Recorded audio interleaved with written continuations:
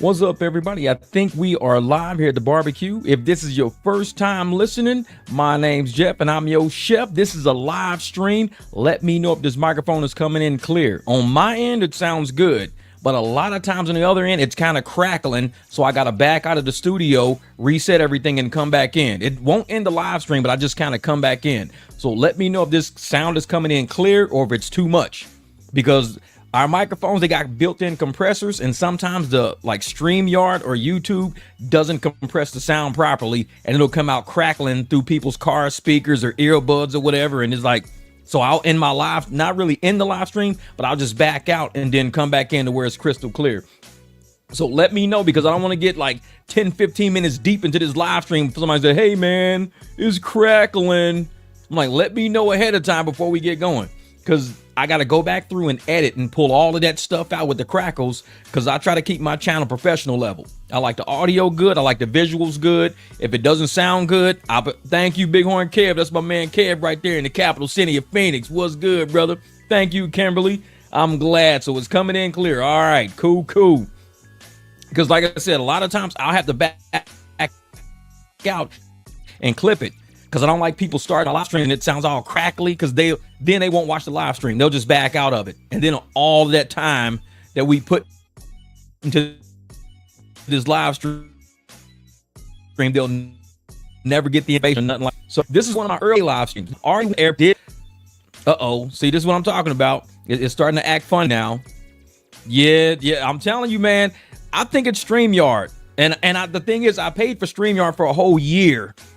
And now StreamYard is acting all glitchy all the damn time. I'm going to start going through YouTube and not through StreamYard. Yeah, it's crazy. It's crazy. I think it's StreamYard. I really think it's StreamYard. Oh, here it is. It's StreamYard, man. What up, True, my man David up in Ohio. Yeah, because a lot of times it's StreamYard, because I don't think StreamYard server can hang, and I'm going to tell you what happened. So many people right now are trying to be podcasters. So many people are trying to do YouTube right now that I don't think StreamYard really has a service that can handle it. People, I mean, this is all over the world. There are people, like I go on live streams for people in Canada, live streams of people in Germany, down in Australia. There's people in China on live streams. Everybody's trying to do live streams right now. So I think when they go through StreamYard servers can't handle it. So, but I was looking at videos the other day, and a lot of the full-time content creators, who quit their jobs in 2020, 2021, 2022, all of them that quit their jobs, they're all starting to go back to work now. They're done with YouTube, because a lot of us were saying how YouTube was overpaying people back then, because advertisers were advertising like crazy because of the election, because of, a lot to do with COVID. They were overpaying everybody because it was a ton of people dumping money into advertising. So everybody became live streamers and podcasters and YouTubers and everything. Now, all of a sudden, people are like, okay, we really got to do work. Like, it ain't easy. No, it's not easy. You really got to do work.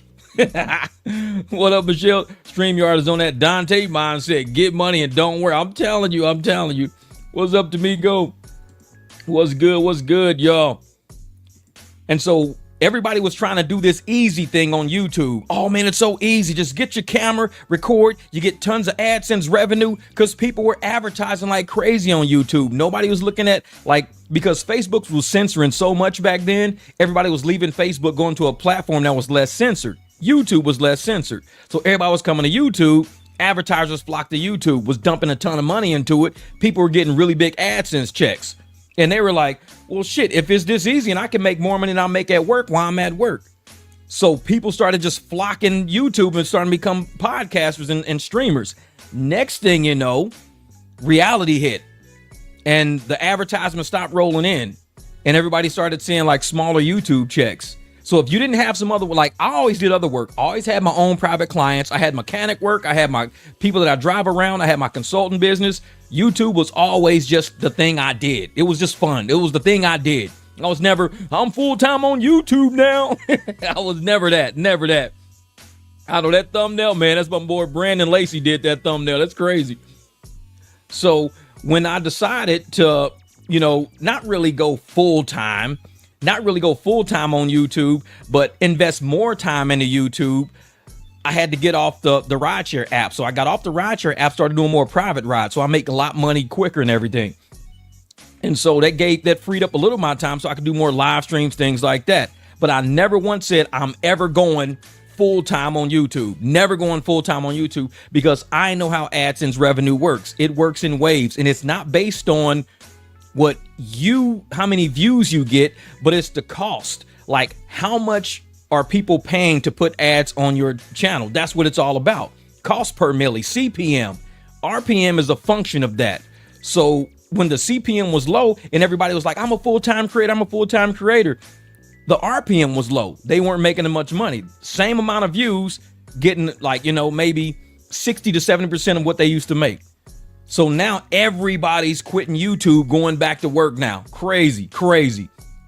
What's up, Gossip Hoes? What's good? So, and that's why I think it's so funny that, we're going through this whole, the Dante documentary right now. I call it on my channel, the Dante documentary. So we're going through that right now. And I'm explaining how people like him with the lazy brain, with the easy mode brain, with the everybody get on YouTube, quit your job. Your jobs are whack. You shouldn't even be working right now. It's so much money in YouTube. Now, everybody who was doing YouTube, there were big YouTubers right now. Big YouTubers are quitting YouTube, going back to a 9-to-5. Tons of them. They're all over on TikTok, on IG. They're making YouTube saying, yeah, I think I'm gonna go back to work because it's not what I thought it was. And it's this and that. I did it for 2 years. It was pretty cool, but I'm just not making money like I used to. The views dried up because the advertising dried up. Everything dried up. And so the creators like me who are telling people to go out, create a business, don't quit your 9-to-5, invest your money into business. I was telling people to do that the whole time. If you look at all my content, 1,500 videos on my channel, people say, well, you only got Dante content. You clearly see that they haven't watched my channel. There are people on my channel who are making $50 to $100 an hour every hour they leave their house, because my channel teaches people how to do that. I was always the money channel. I was in the finance niche. I was never in the quit your job niche, never in the poverty pity niche. I was always the mechanic teaching people how to save money by working on their cars, or I was in the finance niche teaching people how to make money. Those are the two niches I was in. The pity poverty niche, I just got into that. I got drug into that recently to offset all the bullshit going on. That's why I got drug into it. Because people were like, oh man, oh no, people wasn't getting no 20. Yeah. Nah. See, and that's the thing. I'll explain more about CPM and RPM in a minute too. But there was a lot of people out there who were, in the pity niche, and they saw what was going on, and they were like, Jeff, can you help? Because I'm an accountant. I'm a 4-year accounting degree. I got an accounting degree, 4 years, 20 years corporate executive. I went from, running the streets in St. Louis, young, rough life and everything in Memphis, to somehow becoming an executive in Las Vegas with my office overlooking the whole strip. I watched Cosmo being built right in front of my office. I did that. I sat and watched it because it was right up under my window. I'm looking over the whole. Somehow I ended up from the streets up to the suites. Somehow, because of the way my brain works. Now, I'm a corporate guy, and I took all my corporate knowledge, all my corporate seminars, all my corporate training, and I brought it to to YouTube, to teach people how to make money from a corporate mindset, not just a worker mindset, but from a corporate mindset. You can have that corporate mindset in your house and run your house like a corporation, even using your 9-to-5 or using anything around you. That's what I brought to YouTube, that corporate mindset. Never a lazy mindset, never a poverty niche. So the people in the poverty niche were like, Jeff, we got these lazy ass black creators out here pushing poverty, pushing welfare, telling everybody to quit and do that. So I was like, you know what? I'll stop doing finance for a while. I'll stop doing finance and I'll come over and I'll see what's going on over there. So I started researching. DoorDash used to be in the gig niche. She was doing deliveries and stuff like that. Like I've known DoorDash for about 2 years. I've only known Dante for maybe 1 year. They both were in the delivery niche, which is how we overlapped. We knew a lot of people that overlapped. So once I saw that these people who were once in the gig niche, they decided to go into the poverty pity niche. So I'm like, how does that work? Because usually you go from gig niche to building your own, delivery service, building your own private ride service. You start building, you use that knowledge you gained in gig work and running an independent small business to run your business better. they started running pity and poverty. They started begging for money online, begging, showing people how, pitiful it can be. And I'm like, that's not how it's supposed to go. That's not. So they were going opposite of what I feel black excellence should be. They started going into black just demise. They started just going downhill. They were always their own independent person, doing gig work, not doing a W-2, doing 1099 work. But they went from 1099 to Section 8. You can't go 1099 to Section 8. You go 1099 to building something. You can't go 1099 Section 8. It don't work like that. That's when you get lazy. You go 1099 Section 8. That means you miss something there. There's a lazy aspect of it. I mean, I'm 1099. I've been 1099 since 2012. I've been 1099 since 2012. Bought a house, bought like 3-4 cars. I parlay everything I know in corporate into my 1099 aspect. So these people decided to jump on YouTube, do YouTube full time, and go from 1099 to welfare. And they started using YouTube as their welfare system. Hey, man, I'm going to miss my rent. I'm going to get evicted. I'm going to lose my car. I can't make no money. I can't. And I'm just like, you know what? Y'all, they know me. I cook motherfuckers for a living. I really do. I've been doing this shit since I was a kid. St. Louis and Memphis. Everybody know me. When we used to call it joning. We get in the hallway, we start joning. Man, I joan the motherfucker to death. We will sit there and we will be cracking up laughing. I have motherfuckers ready to fight me after about 5 minutes. I will joan to death. So of course, it's still my personality. So I decided to come in. We've been giving these people advice, giving them advice. They laugh at our advice. They don't take our advice. So I'm like, fuck it, let's cook them. Let's cook them. If they don't want to listen to us help them, then let's fucking cook them. Why not? They looking to be cooked, in my opinion. Because if everybody's dropping you help and saying, hey, you can do this to get out of poverty, you can do this to do better, and they're like, no. I say, you know what? I'm going to cook their ass now. I'm going to make their ass embarrassed now. And so that's how I do it. I don't give advice to people. Fuck advice. Because if all these people are giving you advice and you saying no and you don't take it, guess what? I'm going to cook you. Shit. It's like, apparently you don't care. So let's cook. Shit, let's cook. And so I think that's, what Dodash and Dante are going through right now. They're going through a shaming process, a huge shaming process. Dodash is trying to fight back. Honestly, her little weak ass raps against Derek, that shit's, what kills me is that one day she says the church gave her $1,000. The next day she talking about Derek's jacking off. So how do you go from the church giving you $1,000, you talking on video about the church, the next day you talking about Derek whacking off? Don't the church watch your content? What are you doing, lady? Like, I think she's lost, but whatever. I think her channel is done. It's done. She's wrapped. I ain't worried about her. Dante, he still got sort of a chance. And I'll tell you why I think Dante still has a chance. Because a lot of us been cooking his ass. So when he comes back and he drops a video, it's going to get about 60, 70,000 views because everybody wants to know what's going on. They want to know what's going on with Dante. He going to get about 60, 70,000 views the moment he drop a video. And everybody's like, well, the more you talk about him, the more views he gonna get. Do I care? I hope this motherfucker make $100 million. That ain't got shit to do with me, though. I'm still cooking his ass. So if he makes money on YouTube, more power to him. Good deal. But I'm still gonna cook your ass with the shit you doing. That's just how I am. And if it shames you into doing better, like I got a video right now that I gotta edit and drop. Funny shit. This is when he tried to go back to the car dealership and get his job. This shit's funny. This is funny as hell. But yeah, Dodash is a disgrace. Yeah, that girl, man. We was all dumpster diving to that mug yesterday. I'm telling you. And so if Dante can actually get his shit together, he wants to be a man so bad, but he hasn't hung around men. He hasn't been around. See, I grew up around bikers. I've been a biker for 27 years. I bought my first bike in 1998. I've been biking for 27 years. I've been in garages all over America, repairing bikes, welding bikes, cutting bikes apart, sawing shit. I've been all over the place. So when you grew up around men, you can hang in garages and talk like men. Dante have a hard time picking up a bag of potato chips. He's like, oh man, there's too many chips. I can't put these chips on the shelf. Try lifting up a damn Harley. Try getting a Harley off the thing and putting it up on a stand. Just try that. It's a lot heavier than a bag of chips. So he's not hung around a lot of men. He has this feminine aspect, but he wants to be a man so bad. See, I come from the era, a lot of us in this chat, a lot of old school people in this chat, we come from the era of tough love. That's where we come from.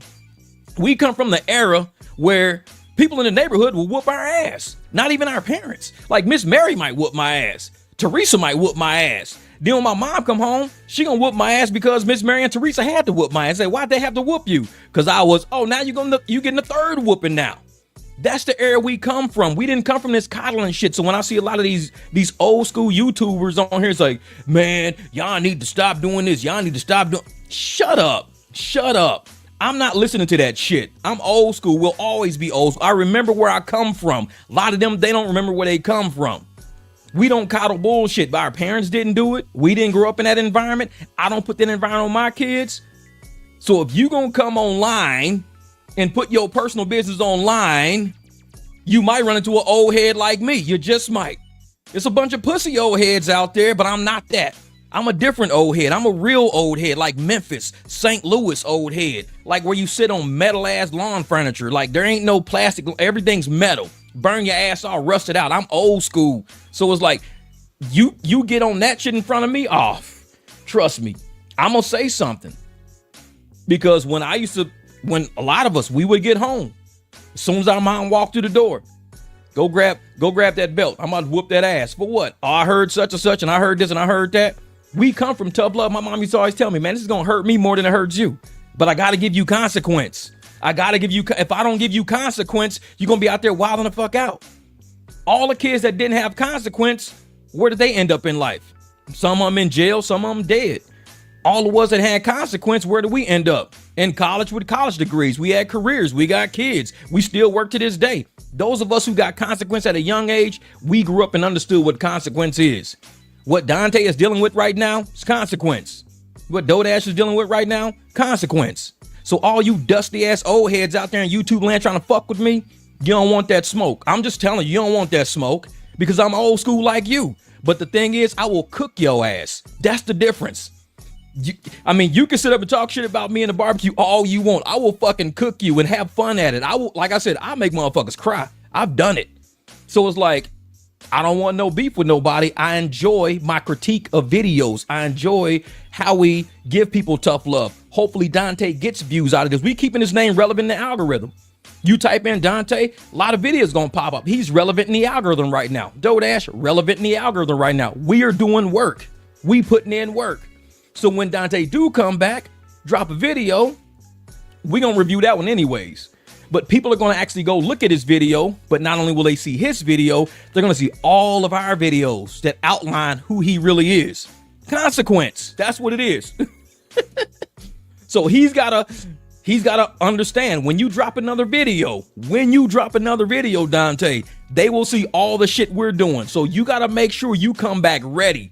You come back with bullshit, trust me, everything's already figured out. They know you full of shit. They know it because they're gonna see all these videos. You gotta come back ready to grow up and be a man. You gotta come back different than how you've been.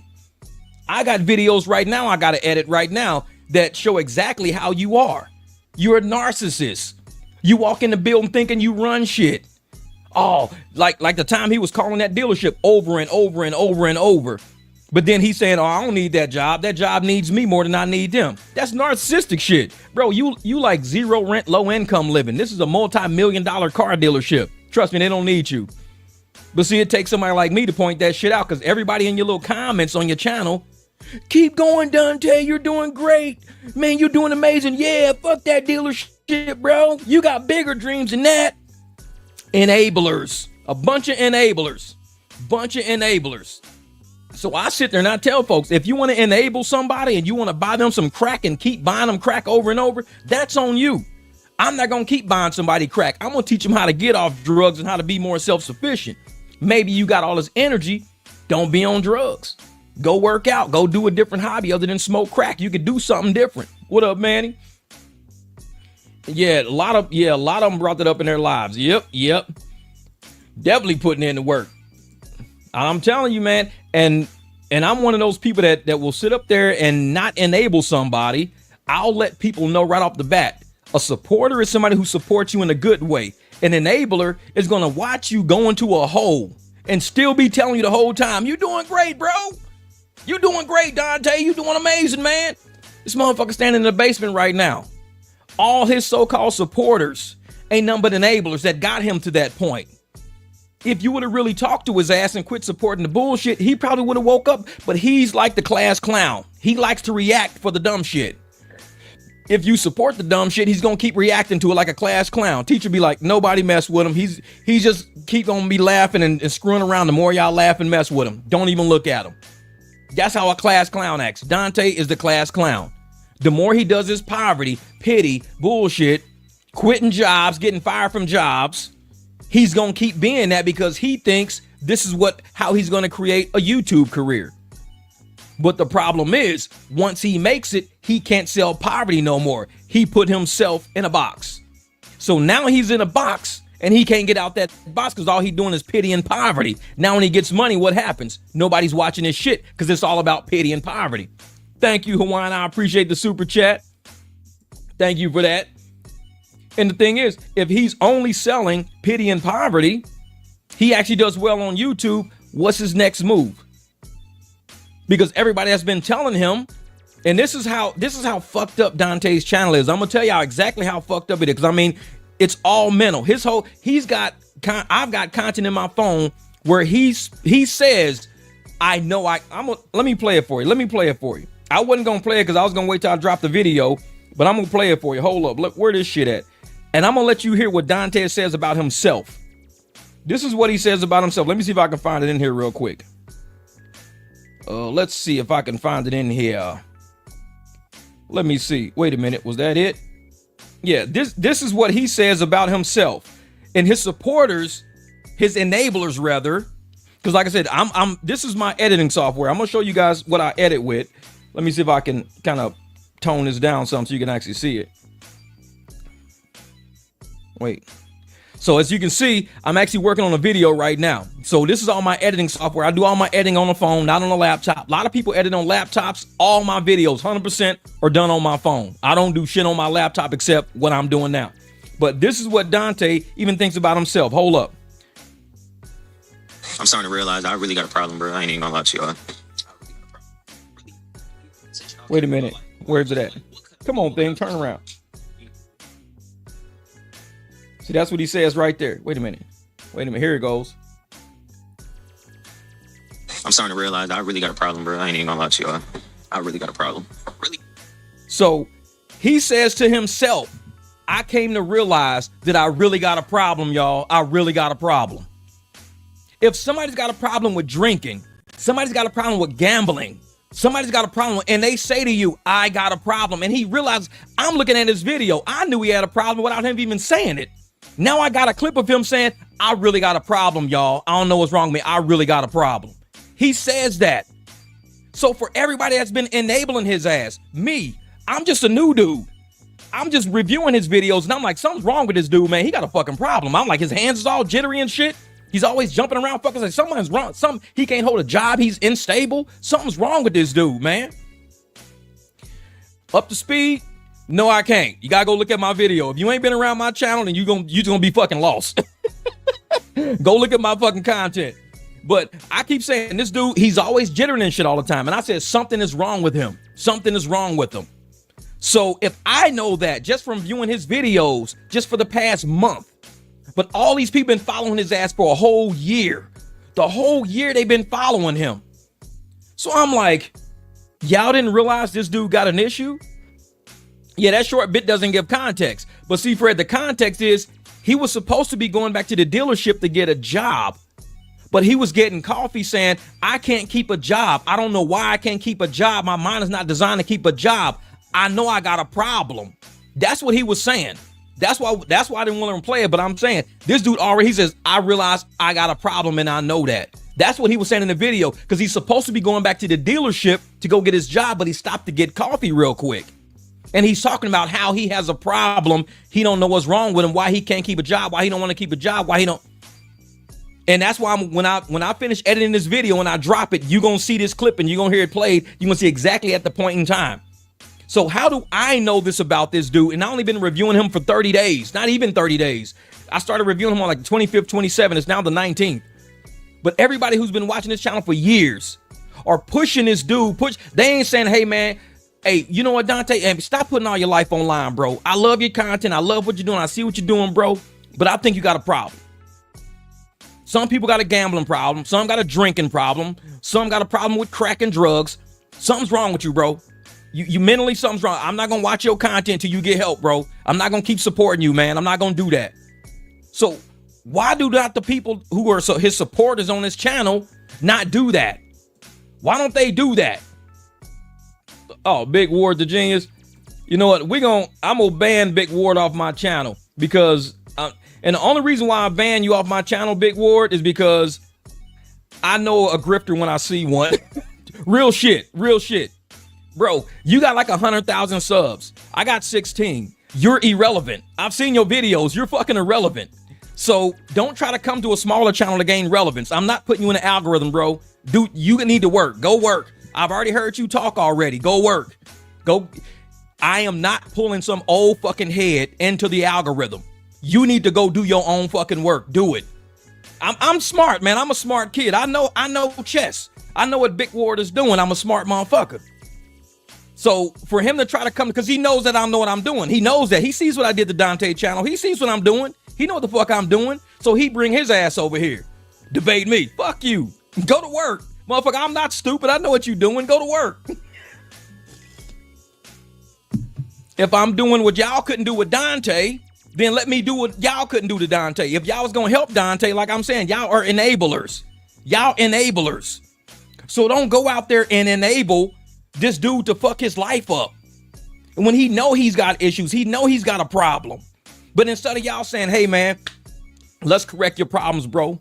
Let's talk to you, get you laced up, get you situated, get you out of place. But even his sister in this video, his sister was on the phone with him, enabling him. His sister was on the phone enabling him.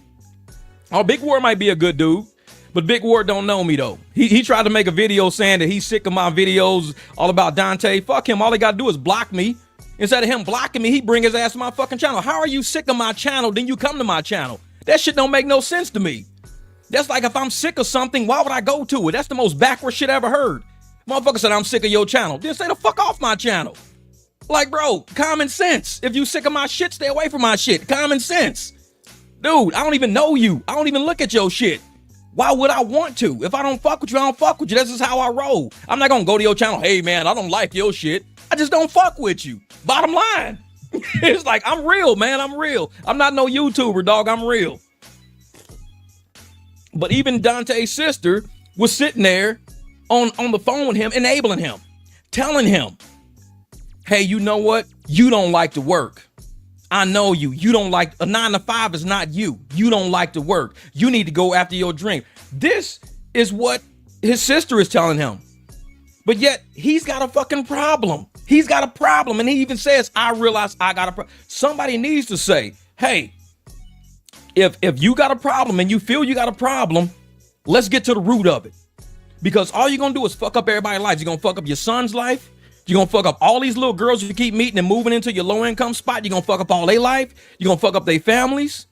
You tearing all these people up. You fucking all this stuff up because you got some kind of problem that's insatiable. ADHD, who knows what the hell's going on with you. But until you narrow down that problem, and it's bigger than just having a job. I mean, he jumps through like what, 4 engagements in 2 years. That ain't got shit to do with a job.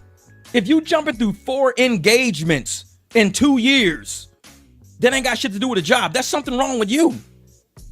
You living in low income for 4-5 years straight, quitting jobs every 3 weeks to get, something is wrong with you.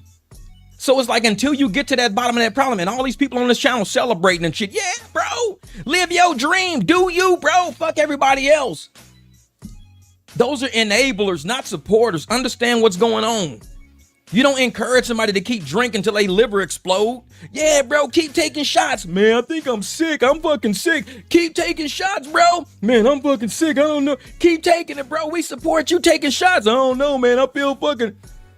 When you see somebody's life going like this, that's not support. You're enabling them to go downhill, downhill, downhill. Where's Dante now? Living in the basement. 2-3 months behind on his truck note. Got to come up with money to buy out his lease and everything. When you're going down, down, down, you're enabling somebody, not supporting somebody. So it's like, you got to start like I said, I just watched his videos for a month and I knew something was wrong with the guy. But for me to find a clip of him actually saying, you know, I realized something's wrong with me. I don't know what's wrong with me, man. I got a problem. Something's wrong with me. I don't know why I can't keep a job. That's what it's all about. I don't know why I can't keep a job. It's just my mind is all jacked up. My mindset is all fucked up. I can't keep a job. So I'm like, okay, so if that's how you know you got an issue, but all your supporters don't know you got an issue, are you supported by slow people? That's what I'm thinking. Are you, because me, everybody knows how my channel works. My channel works off of money. I tell people, if you are not making money and you're using the gig apps, you're not making money, this is what you can do. You recognize the problem, you solve the problem. It's what accountants do. We do trend analysis. We find out what the problem is and we solve the problem. We don't keep compounding the problem. So if I say, if you're not making money with Uber and Lyft, you got to get business cards. You got to start doing work outside of the apps. Livery services have been around before Uber and Lyft came. Livery services or taxis or buses, everybody, private chauffeurs, livery services have been around forever. So don't sit and think that you have to drive on Uber or Lyft to do livery services. That is just a form of livery service. That's it. Uber and Lyft is a form of livery service. So I help people figure out how to make more money using their vehicle without being undercut by Uber and Lyft. That's it. And my channel started taking off because of that. People started saying, oh shit, I didn't know I could do that. I'm like, yeah, look at nobody reads these contracts from Uber and Lyft because they're too big. The contracts are too big. So nobody reads it. So we go through the contract. We break it down. I did contract law. I did voidable and what was it? Void and voidable. Void and voidable are two ways of a contract. Void and voidable. Contract can be either void or voidable based on how the contract is set up. I did a whole video on void and voidable, and I showed them how Uber and Lyft contracts, the term of services, are void or voidable. And I showed people exactly why. And it was like, dude, I never knew that. I'm like, yeah, you're dealing with a voidable contract. When Uber and Lyft tells you we can cancel this contract at any time with no notice, that's a voidable contract. It's not said it's voidable. A void contract is something illegal just from the get-go. And a lot of what Uber and Lyft are doing are illegal from the get-go. And attorneys have already said, you know what? You can't do that. The government, U.S. government has said you can't do that. That's illegal. Uber's lost in court a lot, settled in court a lot. Voidable contracts. So I tell people all the time, if you don't read shit and you don't understand what the root of the problem is, you're going to keep exasperating the problem. When I go to Dante's content, I didn't start with the new shit. I started with the old shit because I'm like, I want to see what's wrong with this dude. I want to see what the problem is. So I started with the trend analysis. I went all the way back in his content. There's content he's got 4 or 5 years ago, but it's got his kids in it. It's got his ex-girlfriends in it. It's got his ex-fiancés. I don't do none of that content. Any content that deals with kids and shit like that, I don't want it on my channel because I don't want those kids growing up seeing that shit on my channel. I don't do that to kids. Kids ain't got nothing to do with this. I leave them kids alone. So I'm just focused on Dante and what he's doing. So I had to go through content to make sure I'm not giving up people's addresses. I'm not doxing people and I don't have no kids involved. That's it. And once I get that content, then I review it. So I'm very careful in my reviews, very careful. But I even knew something was wrong with this dude, man. Like, he ain't normal in the head. But he takes that as, oh, I ain't normal because I'm better than y'all. I ain't normal because I got dreams and y'all don't got dreams. No, that's what it. Thank you, Big Orange Kev. I appreciate the super chat, brother. So you can only help those who want to help themselves. Otherwise, you're just throwing away. Yeah, exactly, brother. A lot of people don't want the help, and Dante's one of them, man. People don't want help. You give them advice, you give them help, you give them everything, and they don't want the help. Nope, they don't want to deal with it. I don't need your help. Yeah, actually have morals on like some content creators will throw kids and wives and families and all that shit in the mix. I'm like, yeah. I'm like, you don't want to do that, man. You don't want to do that. Take them kids out because these kids will grow up. They ain't got nothing to do with this situation, man. I would hate it if somebody grabbed my kids and started putting my kids in content because they got beef with me. And my kids ain't got shit to do with nothing I've ever done. They just happen to be born to me. But you will have people, oh, I'm going to grab your kids. I'm going to talk shit about your kids and your ex-wives. And why? For what reason? Like, are you trying to hurt them or are you trying to go after me? Because if you're going after me, then come at me then. I'm the man. I mean, this is man to man, woman to man. Come at me. Don't go after people's kids. Kids ain't got shit to do with this. So he's one of those people that would sit up there, and after I go through all of his content and I see exactly who he is, after I went back into history, I started realizing this dude is not right in the head. He's delusional. And even Dodash said the same shit in her content one time. And she was telling all her people, oh, you got to be crazy. You got to be delusional. You got to be crazy. And I'm like, no, you could be normal and still be successful. You don't got to be crazy. Crazy is when you do something and people don't understand it. Like, people thought I was crazy because I even got the video on my channel. I built a supercharger for my Jeep, took it from 155 horsepower to 370 horsepower. That big ass Jeep outside got this big ass supercharger sitting on the engine. I built that on there, and I built it on a video on my channel. And people was like, dude, it ain't gonna work. It's not gonna work. Because a supercharger don't even go with that Jeep. That supercharger goes to a Mustang. It goes to a Gladiator. It goes to this and that. It don't go to that Jeep. It's been on my Jeep for about 3-4 years. I got the video that I built on my YouTube channel. To me, that's crazy. To do something that's like, I want to put a supercharger on my Jeep. So I studied superchargers. I studied brackets. I studied belt assemblies. I studied exhaust systems. I put long tube headers on it. I studied a lot of shit before I just tore my Jeep up to put the supercharger on it. So when I built it and I recorded me building it so people know I didn't buy the shit, I actually built it on my Jeep. People are like, holy shit, it worked. I'm like, yeah, it's crazy shit, ain't it? It's crazy. It's like, because y'all all thought that it wouldn't work because you've never seen a Jeep like that.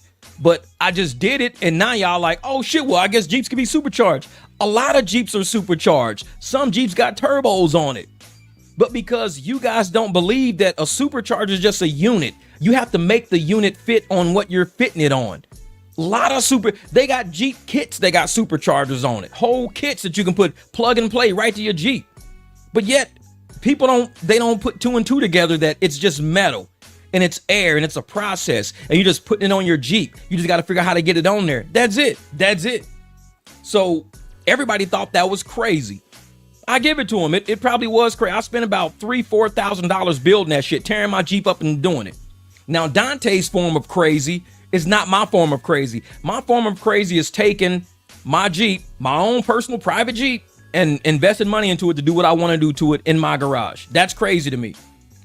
His crazy is sitting in low income welfare for 4 or 5 years, quitting jobs all the time because he's got this dream that one day he's going to be rich and famous and not have to ever work again, and he's going to have all his money.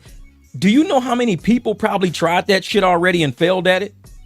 I'm gonna pull up this thing. My screen might kind of hiccup a little bit, but I'm gonna show something. I'm gonna do let me see something.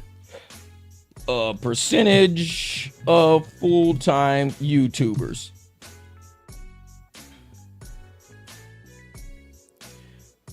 All right. And it says it is estimated. All right, I'm gonna show you guys this because people last time was telling me that, no, that's not right, bro. That's not. I'm like, no, it's right. No, it's not right. You don't know what you're talking about. I'm like, bro, just type it in Google. That's it. Because Google actually owns YouTube. Google owns YouTube. So Google knows more about YouTube than most YouTubers know about YouTube. All right, here we go right here. Let me do something real quick. There we go right there. Whoops, hold up. It says, it is estimated that less than 1% of YouTube channels are able to support their creators as a full-time job. Less than 1%. In reality, it's 0.3%. While there are millions of YouTube channels, the vast majority do not generate enough income to sustain full-time income for the creator. This is off of Google. Google owns YouTube. Google would know because they own YouTube. And Google is even saying less than 1% of YouTube channels are able to support their creators as a full-time job. That means 99% of us on YouTube will need another form of income. 99% of us. If less than 1% are able to support their creators as a full-time job, where's the other 99%? The other 99% means we have to stay working. We have to stay working. So if YouTube and Google even says less than 1% of channels, of full-time creators can support themselves with their channel, less than 1%. The number is actually 0.3%. That means 99.7% of full-time content creators are not going to be able to support themselves only with YouTube income. They're going to have something else, Yet we got this dude in low income running around. I'm full-time on YouTube now. And I'm like, Bro, do you know how many people came before you who ain't even full-time? Do you know how many people got bigger channels than you that ain't even full-time? Do you know how many people have actual information on their channel that people can use and they're not even full-time? And you're bouncing around a low-income apartment trying to grab girls off of Facebook talking about, I'm full-time on YouTube because I made a video and it went viral. So now I'm full-time.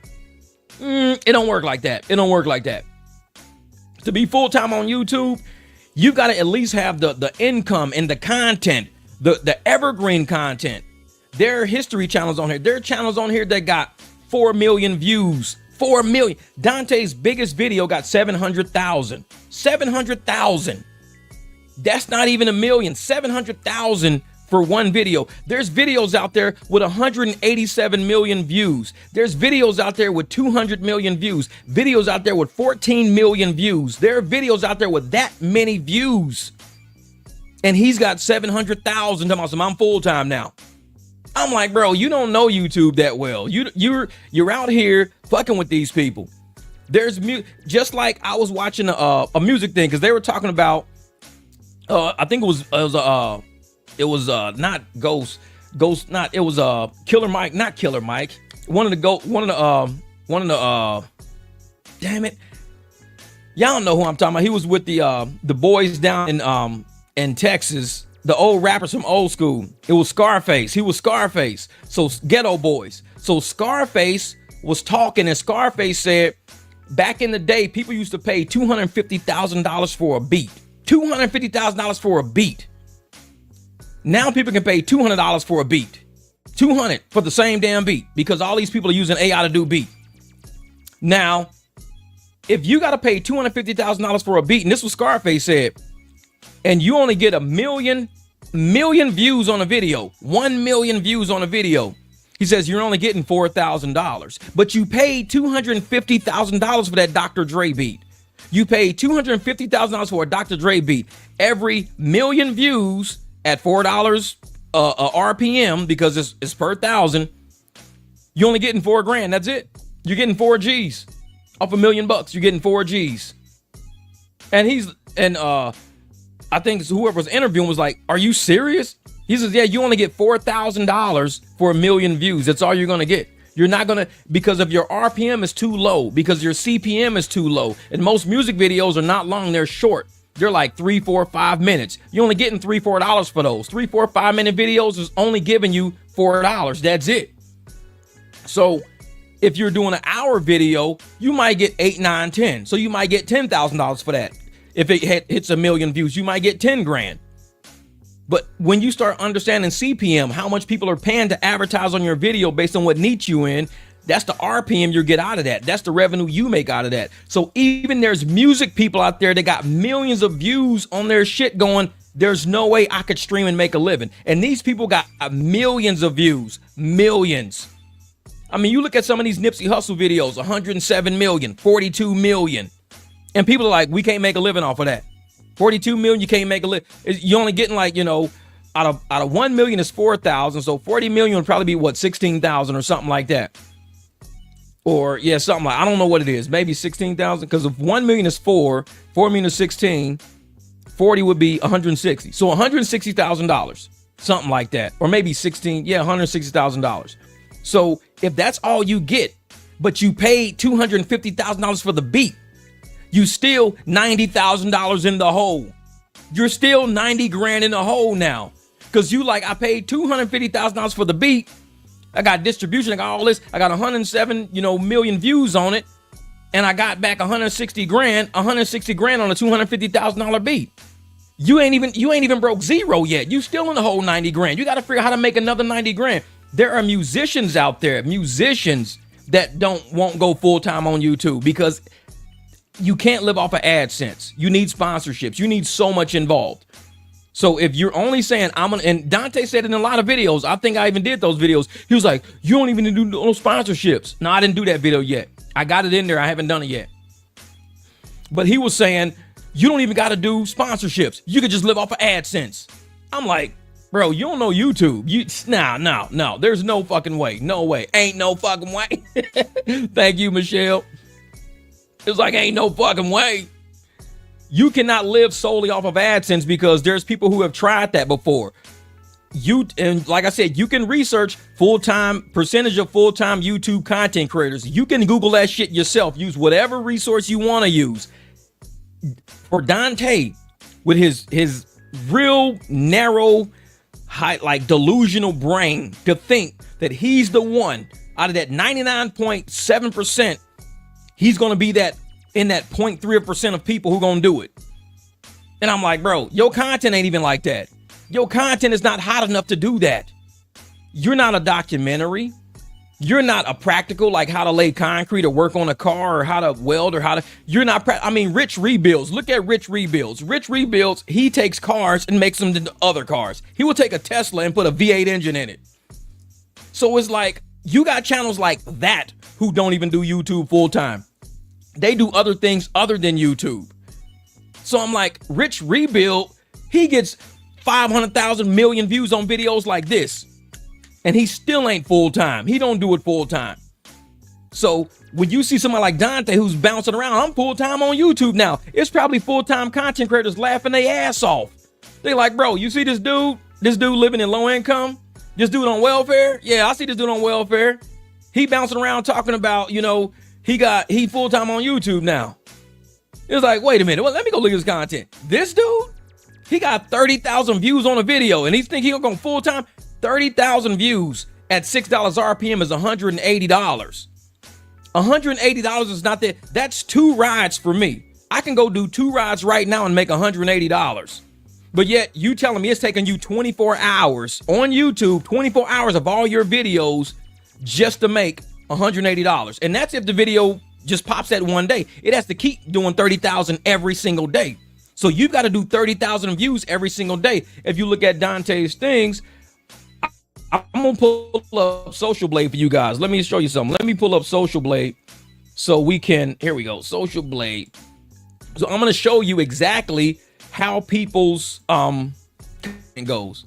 I don't know if my screen is messing up or what, but I know it's kind of moving slow on this end, so it might be kind of hanging up a little bit. And I'm just trying to break this down to explain to you guys why we laugh when people are bouncing around going, oh, I'm full time on YouTube now. Wait a minute, is it bouncing? Yeah, hold up for a second. Let me see something. Let's see if this jumps. Nope, it's not moving. Wait a minute. Here we go. I'm trying to type this shit in. What is you doing? Come on, thing.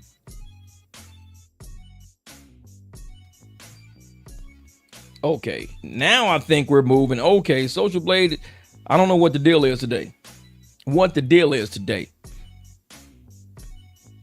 Okay, so see, Social Blade how accurate is Social Blade? Social Blade does not put super chats in. It don't talk about super chats. Also, Social Blade doesn't have a separate category from videos that were removed versus ones that were added. I think each day it should have added videos, but right up under that should be like videos removed, because it lumps everything together. Like if I did 100,000 views today on a video, but I took out 100,000, like a video I did 2 years ago that had 100,000 views, it would say that I had no views today. It would say I got no views, and it would say I didn't do any videos today, because it does everything cumulative. It'll say Jeff has 500 videos. I'll do a video. It'll say Jeff has 501. I'll play the video from last year. It'll go, Jeff has 500 videos and he has no views today. So Social Blade, you got to kind of understand how the numbers work to really bank on it or not. To be like, there's something don't seem right in there. Something just don't seem right. So let me pull up. All right, let me go like this real quick. Share screen. Here we go. Share screen. Here we go. Let's see if it'll pull up. Oh, it's taking time. Takes time. It'll pop up in a second. I see it slow. It's not populating right now. Come on, slow ass shit. There we go. Finally.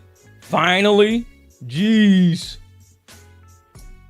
All right. So as you can tell, like Dante's got 5.5 5.5 million views. Let's do like this. So he's got 5.5 million views on his channel. 5.5 million. I got about 4 million, but I only got 16,000 subscribers. So I got 16,000 subscribers. He's got 75,000. He's got 5.5. I got about 3.678, somewhere in that area. So he's got about 4 times more subscribers than I got, but about 1.5x. So he's got 4x the subscribers, but only 1.5x the views. So, because like I said, I do a lot of evergreen content that never goes old. There's people always watching it all because it's repairs. People watch repairs every day. But if you go down, this column right is his views for the day. So these are his views for the day. Like you can even see, let's go look at the date. So back on August the 6th, when he was still uploading, he was getting 13,000 views, 26,000, 11,000. That's when he was uploading. Then he stopped uploading. Swear, they be putting ads and shit and everything. Get out of here. So, and you can see on the 13th, he had 33,000 views on the 13th. 33,000. He uploaded that day. But as you can see, it says nothing. This is what we mean. Like right here, it says 33,000, but it says no video. The reason why it says no video is because he probably pulled a video out, or it gave him the video the day before. So it'll say +1 right there. Man, what the fuck is wrong? It'll say +1 right there, but it gives him the views the next day. That's why I say with Social Blade, you got to know what you're looking at. So it says +1, but he really uploaded the video on the 13th, which is why he got the 33,000 on the 13th. So once you learn Social Blade, you know where to put the numbers at. You've got to kind of finagle in your brain where the numbers really go, because he didn't upload a video and only get 66,000 views. Nah, he uploaded a video and got 33,000. But as you can see, his normal day is 8,000, 5,000, 4,000, 4,000, 4,000, 1,800 so far today. So he'll probably hit about another 4,000 a day. So even though he's got 75,000 subs, he only gets 1,000 views a day. That's normally what he gets, 4,000 views, which is, if you know, it's about $24 a day. So if you do 4,000, that's 4 times $6 RPM, you're making $24 a day. So he made $24. That's why it says 1 to 18 here. So because they're giving him $4 RPM, I'm giving them $6 RPM. Right here, they're giving him $7 RPM. So he's making $24 here, about $24.30 here, about $24. So every day he's making about $24, $30 a day. So you've got 75,000 subs. 75,000. $20 a day times 30 days is $600 a month. So if you're only making $600 a month with 75,000 subs, that's not a good look. It's not good. You've got to be pumping at least 100 to 200,000 views a day. With 75,000 subs to go full time, you need to be pumping out at least 200,000 views a day. 200,000 views a day, exactly. It'll be around $1,500. Yep. 200,000 views a day is 200 times your 6. So it's about $1,200. So you're getting $1,200 that day because it's 200 times 6. That's only if you do that. So if you're getting $1,200 a day, you only got to drop maybe 2-3 videos a week. 3 videos a week is $3,600 a week. $3,600 a week is about almost 12,000, 14, about $15,000 a month is what you'll be making. But that means you got to hit 200,000 views. Give that video some time to generate those views. Drop it twice a week. So you're running about 400,000 views a week. That's the only way you can do that. You can't make a living off of 4,000 views a day.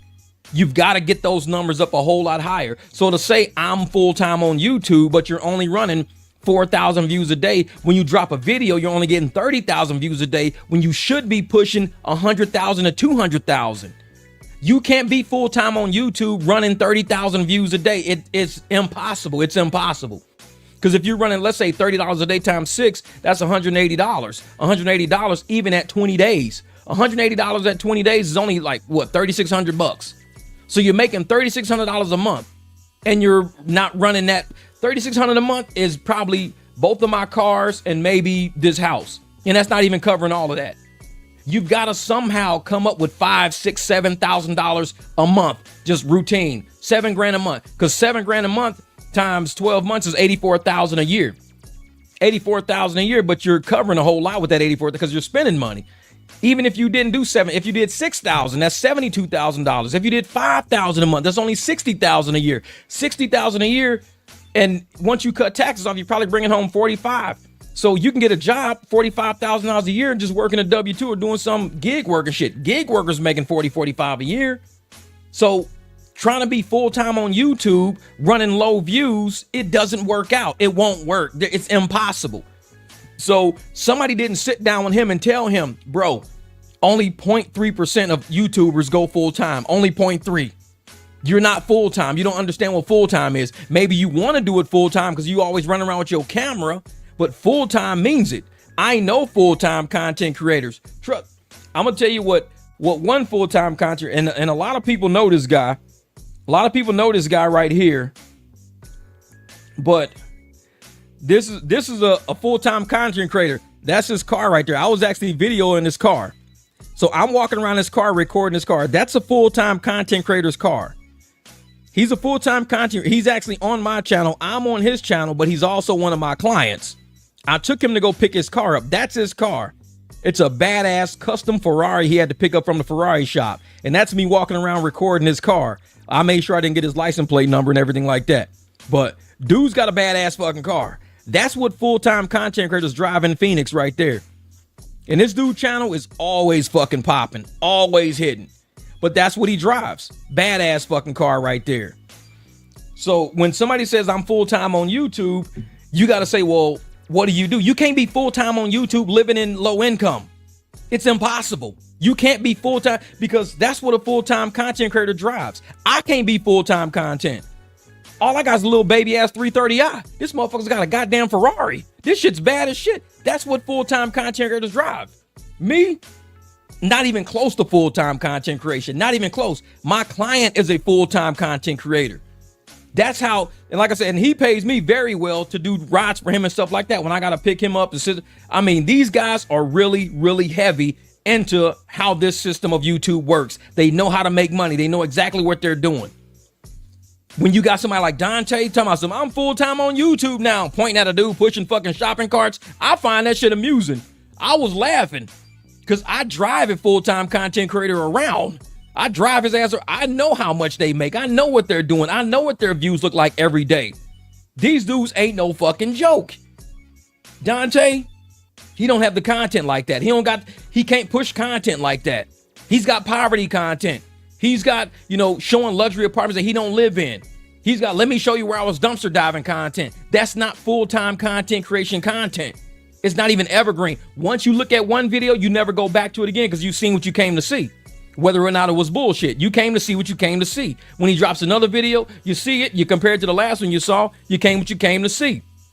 He's not full-time content creator. He's just not. And it's like, man. So I think you should use Dante as an example of what fatherless children go through. I just put a lot of statistics in the chat at barbecue. Oh yeah. I'm telling you, man, and that's the thing. There's a lot of people that was in Dante's chat. A lot of people was in his chat that, like I said, enabled him to believe in this fucking delusion. When they could have just used proof, said, bro, you're not a full-time content creator. Go out there, and he's laughing and walking out. I call my baby's mama. I told her I could be the man she looking for. I can go get a full-time. I can keep a stable job. I just don't want to. I'll talk to my baby mama. I was talking about getting back with her, but she don't want to do YouTube. So I'm like, because she's smart. She knows 99.7% of you motherfuckers ain't gonna make it. She knows that. She knows what a full-time content creator looks like. You're not it. You're not him. You want to be him. 30, 40,000 views a day. You're not him. You're not him. I mean, I could pull up a video right now. I'm gonna go over to YouTube right now. I'm gonna pull up a video right now that's probably running right now. That's running right now. Let me pull up. I'm gonna see because my homepage got some crazy shit on it. Trish Raymond 6 minutes ago he had 18,000. 6 minutes ago, 18,000 in 6 minutes. This is Trish Reagan. That's the kind of people I check out. I'm gonna share this right here. Let me share the screen with you. These are full-time YouTubers right here. If you're so let me wait. What up, Lil Zeus? So right here, this is what I'm talking about. Oh, wait a minute. Is it gonna let me do it? Oh, here we go. That Trish Reagan, 18,000 views in 6 minutes. When you can do 18,000 views in 6 minutes, we'll talk about full-time YouTube. Willie D, 21,000 in 4 hours. That's good, but it's not full-time level. It's only 21,000 and it might taper off. Let me find somebody else in here. Like I said, I got some crazy people in here. 55 minutes ago, that's in an hour. CJ on 32. CJ on 32s, he do some crazy. 117,000, 19 hours ago. Watchdog Body Cam, they always doing shit. That's 117,000. That's crazy. 126,000. 15 hours ago. NBC News. This is the type of content you got to put out. This right here is, Richard Fain. I like him. He's a good creator. He did 20,000 views 3 days ago. That's weak. For Richard, that's real weak. I'm going to show you what Richard normally do. I'm going to show you what Richard Fain normally does. He's a full-time content creator. Let me show you what this guy normally does. Let me pull up some of his videos real quick. Because this dude, he put out some bangers. Let me see, popular. Years ago, 2.5 million. 2 years ago, 2.3 million. 5 years ago, 1 million. 4 years ago, 937. You got to be up there. There's no videos on Dante's page putting out 2.5 million, 2.3 million, 1 million, 937,000. There's no videos like that. No videos like that. So on my channel, I got all major content creators on my channel because I see how they move. I don't want to be a full-time. I love having a small channel because I actually meet people out in public. I talk to people. I do a lot of shit. So I don't go out there and promote myself as a full-time content creator. I'm a driver. I drive people around. I make more money doing that. I make more money when somebody needs a transmission rebuilt and I get paid 2 G's. I make money doing that shit. It takes me like 3 days to make 2 G's. I'm like, I'll rebuild the transmission. Let me take my time. Get the parts in. Knock the transmission out. I'm done. But it's like full-time content. I can't do it because I make too much money being a benefit in my community doing other things to make money. I'm not going to give up all my clients, give up all the benefit, my knowledge of mechanic work, saving people money, helping people, doing entire strut systems on cars for like $400 or $500. It only take me like a matter of a few hours. I could sit outside for 3 hours, do all struts and make $500 in 3 hours. That's $1,000 workday in 6 hours. I could do that shit right in my driveway. So why would I stop doing that to sit around doing videos where I'm only getting 30,000 views, 20,000 views? Like I said, 30,000 views is only going to get me $180. And that 30,000 views might take me 2, 3, 4 days to get to 30,000. When I could sit in my driveway for 6 hours and make $500, make $1,000 in 6 hours. So why would I sit around waiting on 30,000 view videos? I don't do that. I'm too smart and sharp for this algorithm. They're not gonna trick me to sit me here. Like he always talking about, I'm not doing this work for this much money. He makes less on YouTube than he makes working, but he don't want to work. He'd rather do YouTube. He's paid less on YouTube than working, and he don't even see it yet. He's getting evicted. He's losing all of his shit. Why? Because he's on YouTube all the time and he's not working. See me, I work all the time and I'll do YouTube in my spare time. That's why I keep all my shit. But he's talking shit about people like us. He talks about us. Oh man, you know what? You guys work your 9 to 5. You guys don't have dreams. You guys are going to lose everything. Meantime, he's losing everything. All this, and he's losing everything. Running his mouth the whole time, losing everything. I'm this, I'm that, I'm this, and losing it. And we sitting there like, dude, we're making one day I make what, $900 a day. I've made $1,000 a day. I mean, this is how much I can make in a day just doing what I do. I'll tell you, let me see something. I know I got some shit in here. And I'll show you guys and YouTube don't pay me like this. YouTube will not pay me like this. If I can find it in here. Let me see, is it even in here? Oh, probably not. I probably already took some of that shit out because my phone be getting too packed. I be taking shit out all the time. But, oh, here we go. Wait, today? No, that's not it. Where is that shit at? I know I got something in here that'll show it. I can't even see these fucking screens. They so damn small. Like, holy shit. Oh, see this right here. So this is what I made in 40 hours. Well, 40 to 41 hours. This is what I made. And you see it, 41 hours. That's what I made in 41 hours. That's what I made, $3,000 in 41 hours. Dante don't make that in a whole month on YouTube. I made this in 41 hours. 41 hours is a few days. That's it, a few days. So in 41 hours, I made 3 G's, 41 hours. But he's working all month, maybe clipping 1,500. You got to get out and fucking work, man. You got to get out and work. I mean, this right here, here's another one I did, 20 hours. 20 hours of work, 20 hours, which is about 2-3 days. In 2-3 days, I made $1,500 in 2 or 3 days. He makes that in a whole month. So if you're making that in a whole month and I'm making that in 2 or 3 days, I got 27 more days to do this shit. I could do this shit 27 more days. I could do this, what, 9 more times? So I could do this shit 9 more times. 9 times that is about $13,000. So I can bank about 13 G's a month when you making 1,500 a month. If you don't get out and work, you ain't gonna do it. My channel teaches people how to drive like this. This is what I do on my channel. I teach people how to go out, make money like this. I mean, here's another day. This was 35 hours. 35 hours, 2 G's, not even a full-time job. 35 hours, 2 G's. But I teach people on my channel how to drive like that. Like, dude, how do you make so much driving? I'm like, there's a trick to it. It's a trick to it. It's no secret. It's just, you got to just know how to do profitable rides. You got to do profitable rides. And I'm trying to find if I got, I mean, I had other, I don't think that was it right there. Nah, I think I took some of this other shit out of my phone. I had so much other shit in my phone because some of my passengers, they don't realize how much we make in a day. They be like, how much do you guys really make? I'm like, it depends. It depends. Oh, what was that? Yeah, this was right.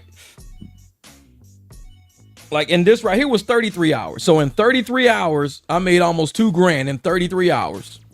That's it. Just 33 hours of driving. So I tell people all the time, if you can drive in 33 hours and make what we make on YouTube in a whole month, do the 33 hours.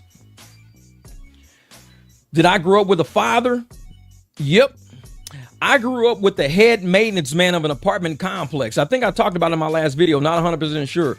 But I grew up with my mom, she was with this man, Randy Coleman. Now, Randy, he was the head maintenance man of an apartment complex in North Terrace down in Fraser. So for 8 years, I grew up with Randy. And I'm an accountant. I have a bachelor's degree in accounting. I also own my house, and I am the maintenance man of my own house now. See, I used to not know how to work on houses and shit like that. But growing up around him, growing up around a maintenance man, working on cars, working on concrete, fixing things around the house, taught me that one day you're going to be a homeowner. I don't call nobody to fix shit around my house. I got a concrete mixing machine in my garage. I got a whole concrete mixer in my garage with welding equipment, everything. Ain't shit I can't do to my house. I am the maintenance man of my house. So I grew up with a man working on shit. I ended up being a corporate American guy, but after I left corporate America, what did I do? I went right back to reality. I said, you know what? I am the maintenance man. I'm the man that fixes broken shit around. I fix sinks. I fix clogged toilets. I'll climb up on a roof, fix my HVAC. That's what a maintenance man does. He maintains shit. I maintain. So I grew up with a man that learned how to maintain life and keep everybody's life together. I grew up witnessing all of that. So it was only natural for me to do that. I don't have a problem. People, well, you got an accounting degree. You shouldn't do that. Like, but I'm a man before my degree, though. My degree is like icing on the cake, is whatever the fuck I wanted to be. But I'm a man first. So if I can't change my brakes, I can't take I got a tire changing machine in my garage. I do my own tires. I get online, I order my own tires. I got a wheel balancing machine in my garage, everything. So when you come to my house, I don't have to leave for shit. I got a wheel balancer. I put my wheels off and on, whatever, because Discount Tire won't do the wheels that I like to do. Because I do some really wide tires and I do crazy shit to my cars, and Discount Tire won't do it because it's out of spec. Fuck it. I just bought my own tire equipment then. Bought my own tire, but I'll do it myself. So I've been changing my own tires since 2013. My own motorcycle tires. I do all that shit right in my garage. Since 2013, I've always changed my own tires because nobody wants to do what I want to do to my shit. So I said, well, fuck it. I'll do it myself. Bolt that shit to the floor, everything else. I got all my tire equipment going. The truck, when I ordered my truck tires, everybody saw the video of when I ordered the truck tires in. I did all that. balancing, mounting, everything. The Jeep tires, big ass Jeep tires, I order them. I put them on right in the garage. I do it, man. It's like, I don't, if you want to be a man, then you just got to be it. You can't keep saying, like Dante say shit in videos every day. Oh, I'm going to be a man. I'm going to be a man. I'm going to do this. I'm going to do that. I'm a man. But he ain't doing no man shit. He's just saying he's a man in every other video. I'm a man. If I wanted a job, I could get a job. I'm a man. If I wanted to keep a job, I'm just a man with a dream, because the girl want a man that got things and the girl want a man that can do all of this. I'm like, that shit don't make no sense to me. Because I'm the man that everybody's girl calls when their car's fucked up. Jeff, the water pump's leaking. How much you gonna charge to swap out this water pump? Year, make, and model? All right, drop it off tomorrow. You can cash at me this much. I'll get the parts for it. Okay, cool. They can take it to a shop, probably spend double of what I'm charging them, but I'm gonna sit at my house and they're gonna drop their shit off, and they gonna hit me up. Hey man, the water pump's installed, is ready to rock and roll. Oh, thanks so much, man. I got paid already. The car's done. The keys could be in it. I don't get paid after the job. They got to pay me before the job, because I don't do credit work. I'm a cash guy. So if you don't trust that I'm going to do the work, don't bring me the fucking car. Just don't even bring it. Don't even bring it. Because you got to pay me before I work on it. Because the last thing I'm going to do is fix somebody's car and they're going to say, well, I get paid on Wednesday, so is it cool? Fuck that. If you can't pay me up front, don't even bring me your fucking car. Why should I pay you before the work? Do you pay to get on a fucking airplane before you fly? I mean, you paying for a flight that might crash. You don't fucking know if it's going to crash or not, but you're paying for it anyways, right? And you trust these pilots are going to land. You paying for the flight, right? So therefore, if you bring me your car, you got to pay me up front. You can't pay me later, because I don't take no bullshit later. Oh, man, I don't get paid. Man, my cousin's supposed to slide me $500. He never gave me that money, man. Is it cool if I... No, it's not cool. It's not cool. I've been doing this shit my whole life. I tell motherfuckers, if you don't trust that I can do the work, take it to a shop. That's all I can tell you. Take it to a shop. But you got to pay me up front. I ain't paying nobody up front. Then you ain't bringing me your car. I got other shit to do. I got to go swimming. I got to go barbecue. Whatever the fuck I got to do, I'm going to do it. But you working on your car is not what I'm doing. Shit, get that out of my face. What up, welfare? Do I Uber? So nobody here really looks at my content, do y'all? Do people actually go to the channels that they do live streams and shit on? Like me, I go to people's channel. Let me explain to you how YouTube works. Let me break down YouTube. With every account, if you click on the name, their page should show up. When their page shows up, click on playlists. When you click on playlists, if they got playlists, it shows every playlist they got. That's how you can see what people do. You can go to videos, see what kind of videos they drop. It'll have popular. Then you can also go over to shorts and see what kind of shorts they drop.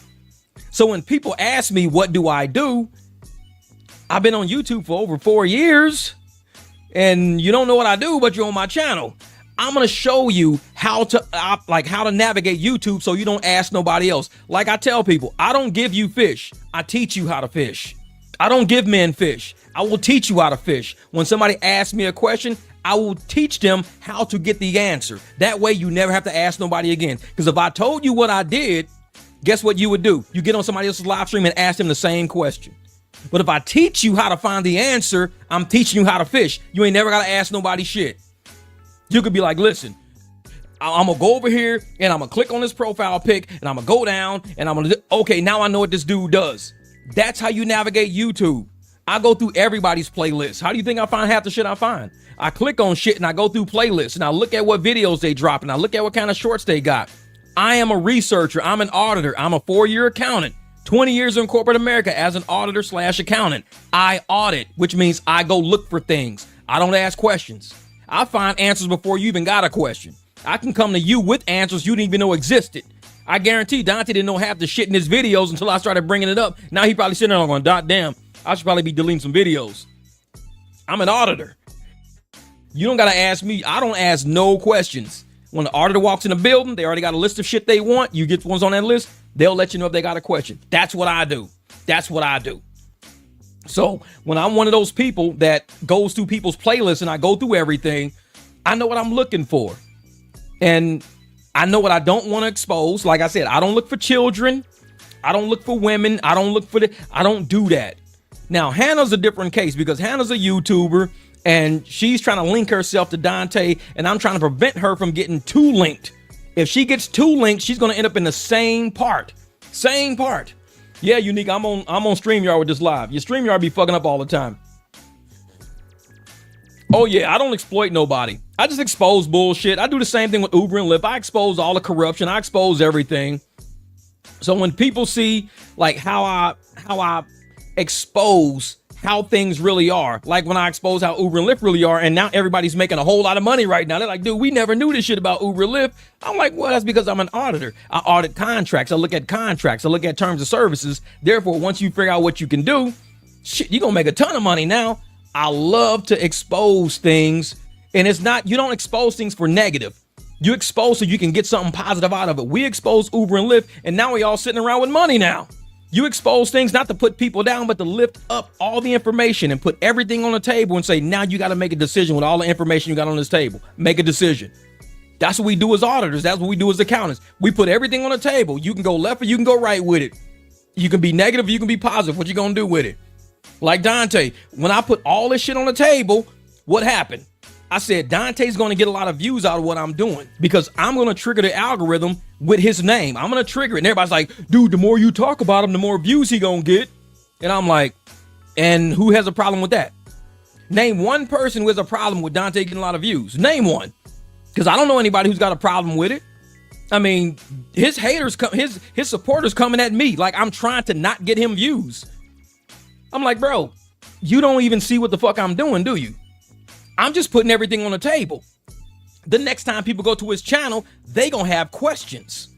If he don't answer those questions, he's gonna lose a lot of support. He's gonna lose a lot of subscribers. I'm just putting everything on the table. That's my job as an auditor. Now, he can play the game all he wants to. He's gonna get the views. People can go watch his shit or whatever. That's cool. That has nothing to do with me. But if I put everything on the table, he has to choose to go left or go right. He's got to make a choice. It's on him. His whole channel is on him now. Like I said, Hannah, she's got a choice to make. She sees all the videos he's been dropping right around the time he met her. He was inviting girls over to it. Hey, you got a choice, Hannah. What you want to do? This is a choice. Put everything on the table. Your parents tried to talk to you about it. They told you it. And like the one video they got where he went and met their parents and they kind of discussed the wedding and everything else like that. They had a choice. And Hannah's dad chose not to marry them on Christmas Eve. He says, no, we're not getting involved in that. We're not. Because they didn't feel comfortable. They even told Dante, we don't know you. They said that in the video. We don't know you. You want me to marry you to my daughter. You want to get married to my daughter. You want my hand, my blessing on it. We don't even know you. Who are you? We don't even know you. So this dude is sitting around trying to make content with this girl, trying to get the dad to marry them, trying to do all this dumb shit on Christmas Eve and everything. And the dad is real. He 100%. He like, man, motherfucker, we don't know you. Who are you? You coming over asking for my daughter's hand? You asked me to marry? Motherfucker, who are you? And so he didn't put everything on the table about who he is. The dad was smart. The dad was like, dude, we don't roll like that. So I, old school like Hannah's dad, I'll put everything on the table. Like, this is who the dude is. If you don't want this to be known about you, you should have deleted all these videos. I mean, if the videos are public and anybody can see them, then we could put that shit online. Anybody could see it. So you can't be mad at me for putting your videos that are online on the table. That's it. That's it. Says you're giving the audio versus the book of knowledge and folks still not comprehending the truth. Keep on telling the truth. Tell you, Miss Humanity.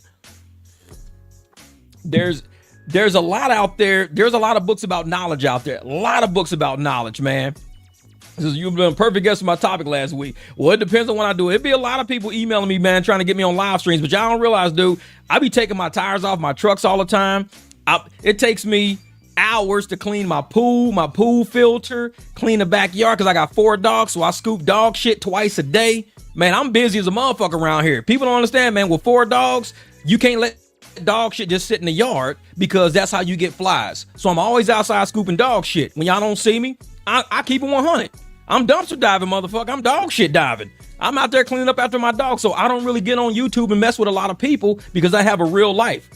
I got 4 cars. I got an Escalade on the side of the house right now that I'm about to drive around to the front. I'm about to do some maintenance on it because I let it just sit for a while. So I'm going to bring it around, take the Jeep around the corner, sit the Jeep over there. A lot of shit I got to do. So I don't really do a lot of YouTube. I do a lot of real life shit.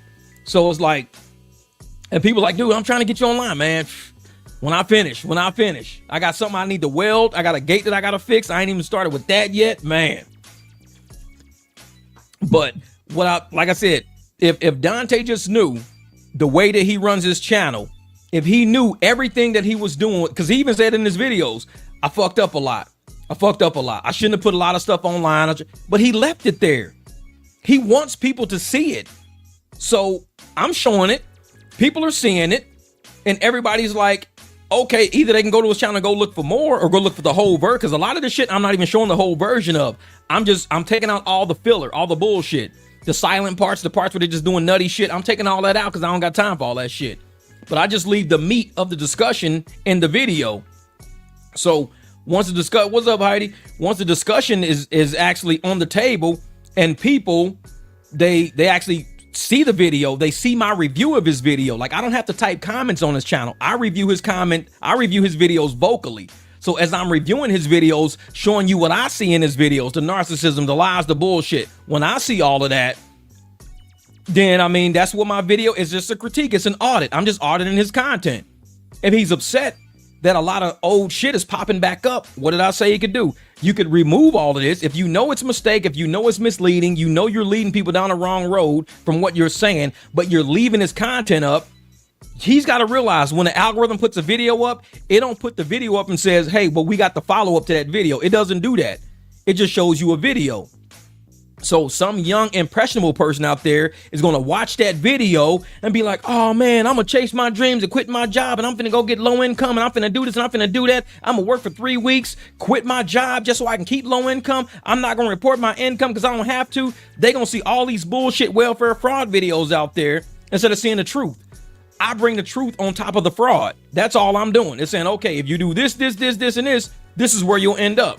Motherfucker be like, you want to call your parents? That's where you're going to end up. You want to call your parents? So it's like, you don't think that. This is what the topic was: when were men at their peak throughout history. We did 1-3K. I'm a growing channel. I'm trying to be a new age Montel Williams. That's what's up, brother. That's what's up, brother. But I'm going to tell you, welfare, the only way you're really going to get going in YouTube, because when I first started my channel, I tried not to do any collaborations because I wanted to make sure I had a solid footing in the grounded of my content. Now, when I started actually getting traction and getting going, there were other creators out there who were like, hey man, come be on our panel. And I would be on a panel with certain content creators. Now, the problem with that is that their content was nothing like mine. They were actually using me for traction. Did real shit. And I even said, I called it out because I knew what it was. And I sat with them, these guys, for like maybe a month or two. I don't know, maybe a couple of months. But I said, I just feel like this content is using me for traction. It's not using me for what my channel is really about. So I got off the panels and I'm not doing this panel shit no more. I'm not doing it. And so I stopped doing panels and I just kept doing my own content and just grew my own channel the way I grew it. Because you will find creators out there who want to use you for content, even though y'all shit don't line up. And it's cool if you do content with somebody where it don't line up, but you have to say that in the beginning. We're going to have a debate. We're going to have this. We're going to have that. And once you go down that road, everybody knows what to expect. They know, okay, Jeff's not really on that shit. This is debate. He's not on the shit that they own. It's a debate. He's only here for debate purposes, not as a group. He's not grouping himself with these people. He don't do that shit. So I had to leave a lot of people alone because I don't group with people like that. I'll debate. That's cool. We could debate and all that, but I don't really want to attach my content to something else and people start, relating to it. It's kind of like the red pill community. If I'm not red pill, or if I am red pill and I go with somebody who's either opposite of me, we need to make sure that we say that before the content starts. Hey, we got our guest today, this and that, who really thinks opposite of what we think, so when people go to their channel, they know what to expect. They don't sit on the channel thinking you're somebody. They get to your content and it's completely opposite of what you like. Wait a fucking minute. I thought y'all was cool. Well, we cool, but it was, it was just, we were debating. Oh, I didn't know it was a debate. I thought y'all was like this. No, it was a debate content. And I catch that a lot with some people's content. You'll see them doing something and you think they roll together, but then you see some other shit like, wait a minute, I thought y'all was cool. What the fuck? That panels will do that to you, man. Says, please give me an audit if you have time. Yeah, let me finish with this Dante series, man. I got a lot of shit on my plate. I got another client coming up at like 2. Her husband called yesterday, so I got to make sure I pick her up by 2. Then I got another concert coming up, so I'm waiting on a response. Okay, let me just confirm who's all going to go. Cool. All right. She just said, let me confirm who's all going to go. Thumbs up. So I'm constantly doing that, man. Yeah, users, liars, some people just suck. Oh, yeah. Oh, yeah. Thank you, Heidi. I appreciate that. And like I said, man, I hope, with this whole situation with Dante and everything like that, I hope with this whole situation, people really look at YouTube in a realistic sense. The whole YouTube is on easy mode. I don't want to work. I just want to be lazy. How you guys doing it? I've been on YouTube for a long time. 4 years. 4 years. And I only average, I'll tell people the truth. With the evergreen content and all the shit I got on my channel, I only average about $2,000 a month. $2,000 a month is not a lot of money. It's really not. And you think it is, but I'm like, just both of my cars with the insurance on them runs me about $1,600 a month. So YouTube is only $400 spare dollars. That's it. 400 spare bucks. That's all it is. So if I want to make real money, then I have to go out, because $2,000 a month when I can make $1,000 per day doing what I actually do, then I just keep doing what I actually do and making the $1,000 per day. That way I'm going to wait to make $2,000 in a whole fucking month. 30 days to make $2,000 is a long ass time to make $2,000. When you can make that shit in 2 days, 3 days, 4 days, a week maybe, and you waiting 30 days for it. It's a long time. It's a long time. It's the lazy way to think. Are my prices competitive with Uber? Well, it depends. It depends on what it is. Because a lot of times with Uber, and I'm glad you asked that. With Uber is smart. They have a lot of psychological games they play with people. Like, let's say it's Friday and Uber wants to get rid of people like me. Uber will take a ride, like a 20-mile ride, and they will charge a customer pennies on the fucking dollar. A cheap customer is going to say, oh shit, Uber's only doing this ride for 20 bucks. See, me to go 20 miles is going to run about $60. See, I'm going to charge somebody about 60 bucks because Uber normally charges about 60 bucks for that ride. But they'll say Friday night, oh, we're going to give it to you for $1 a mile because we're going to sell it to a driver for about 50 cents a mile. We're going to give somebody $10 to do that ride. And some idiot will take it on Uber and get paid 10 bucks because Uber's undercutting everybody.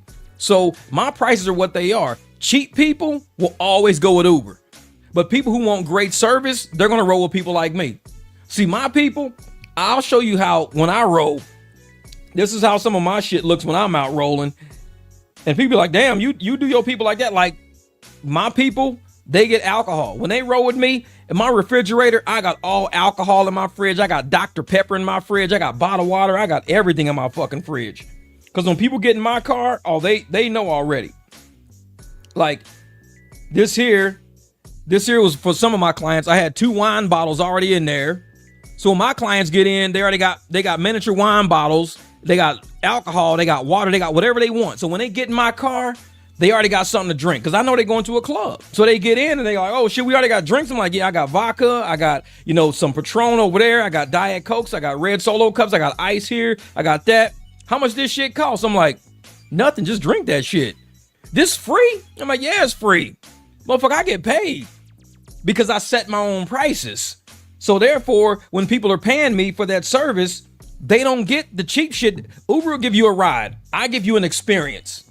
So when you get to where you going, you already got a buzz on. You done had Spotify playing, whatever the fuck you want to play. Hey, can I get the aux? You don't even need the aux. You can Bluetooth into my radio. They sit in the back seat and they Bluetooth right into the radio. They go, oh shit, cool. I could just Bluetooth in. I was like, you can either hit my list or whatever. You can hit my Spotify list or create your own Spotify list, right? Do. Back there drinking, kicking it, smoke your vape. If you want to vape, knock the vape out. I don't give a shit because I clean my truck all the time anyway. Vape if you feel like it. Ubers, you get in, first thing to do, put on your seatbelt, don't vape, keep your hands in your seat, don't say cuss words. If you're on the phone, can you not put it on speaker? I mean, it'd be weird ass fucking rules these Uber drivers be having. And it's like, bro, shut the fuck up and drive the car. Like, what are you tripping for? I'm paying you for a ride, motherfucker. You acting like you paying me to ride with you. Motherfucker, you are an Uber driver. When I get in, if I want to talk on speakerphone, I'm going to say, can you do me a favor? Can you turn the music down? I'm going to talk to my people on, well, can you not talk on speakerphone? I don't want to hear a conversation. Dude, in the ride. Motherfucker, I'm here to take a fucking ride, not to get the fuck out of here. My people talk on speaker, whatever, say, hey, Jeff, you turn it down. I'm taking, all right, cool. I'll turn the radio down. They'll fucking chat, talk, whatever they do. When they're done, cool. All right, bet. I turn the radio back up. Hey, thanks, man. Hey, can I hit this vape real quick? Knock yourself out. I don't give a fuck. Motherfucker, I don't vape. Knock yourself out. They're back there vaping shit. They'll crack the window, blow it out the window if they want to. I don't give a shit. You just getting the ride. I'm not here to control nobody. And it's like, you getting these Uber cars? I don't know who the fuck these people are, man. I don't know who they are. They think they run you. The moment you get in their car, they think, only thing I have respect. Don't put your feet on my console. Keep your feet on the floor. You ain't got to put your feet up on my console. You ain't got to be jumping all over my car and shit. No, be cool. Be cool. You ain't got to hang out my sunroof. Be cool. It's a great ride. We're going to have fun. We can dance, all that shit. We can do that. But these Uber drivers, when you get in their car, man, I don't know how people do it. I do not know how. Oh, well, when I get there, you got to do this and you got to do this and you got to, like, motherfucker, I just paid Uber for a ride.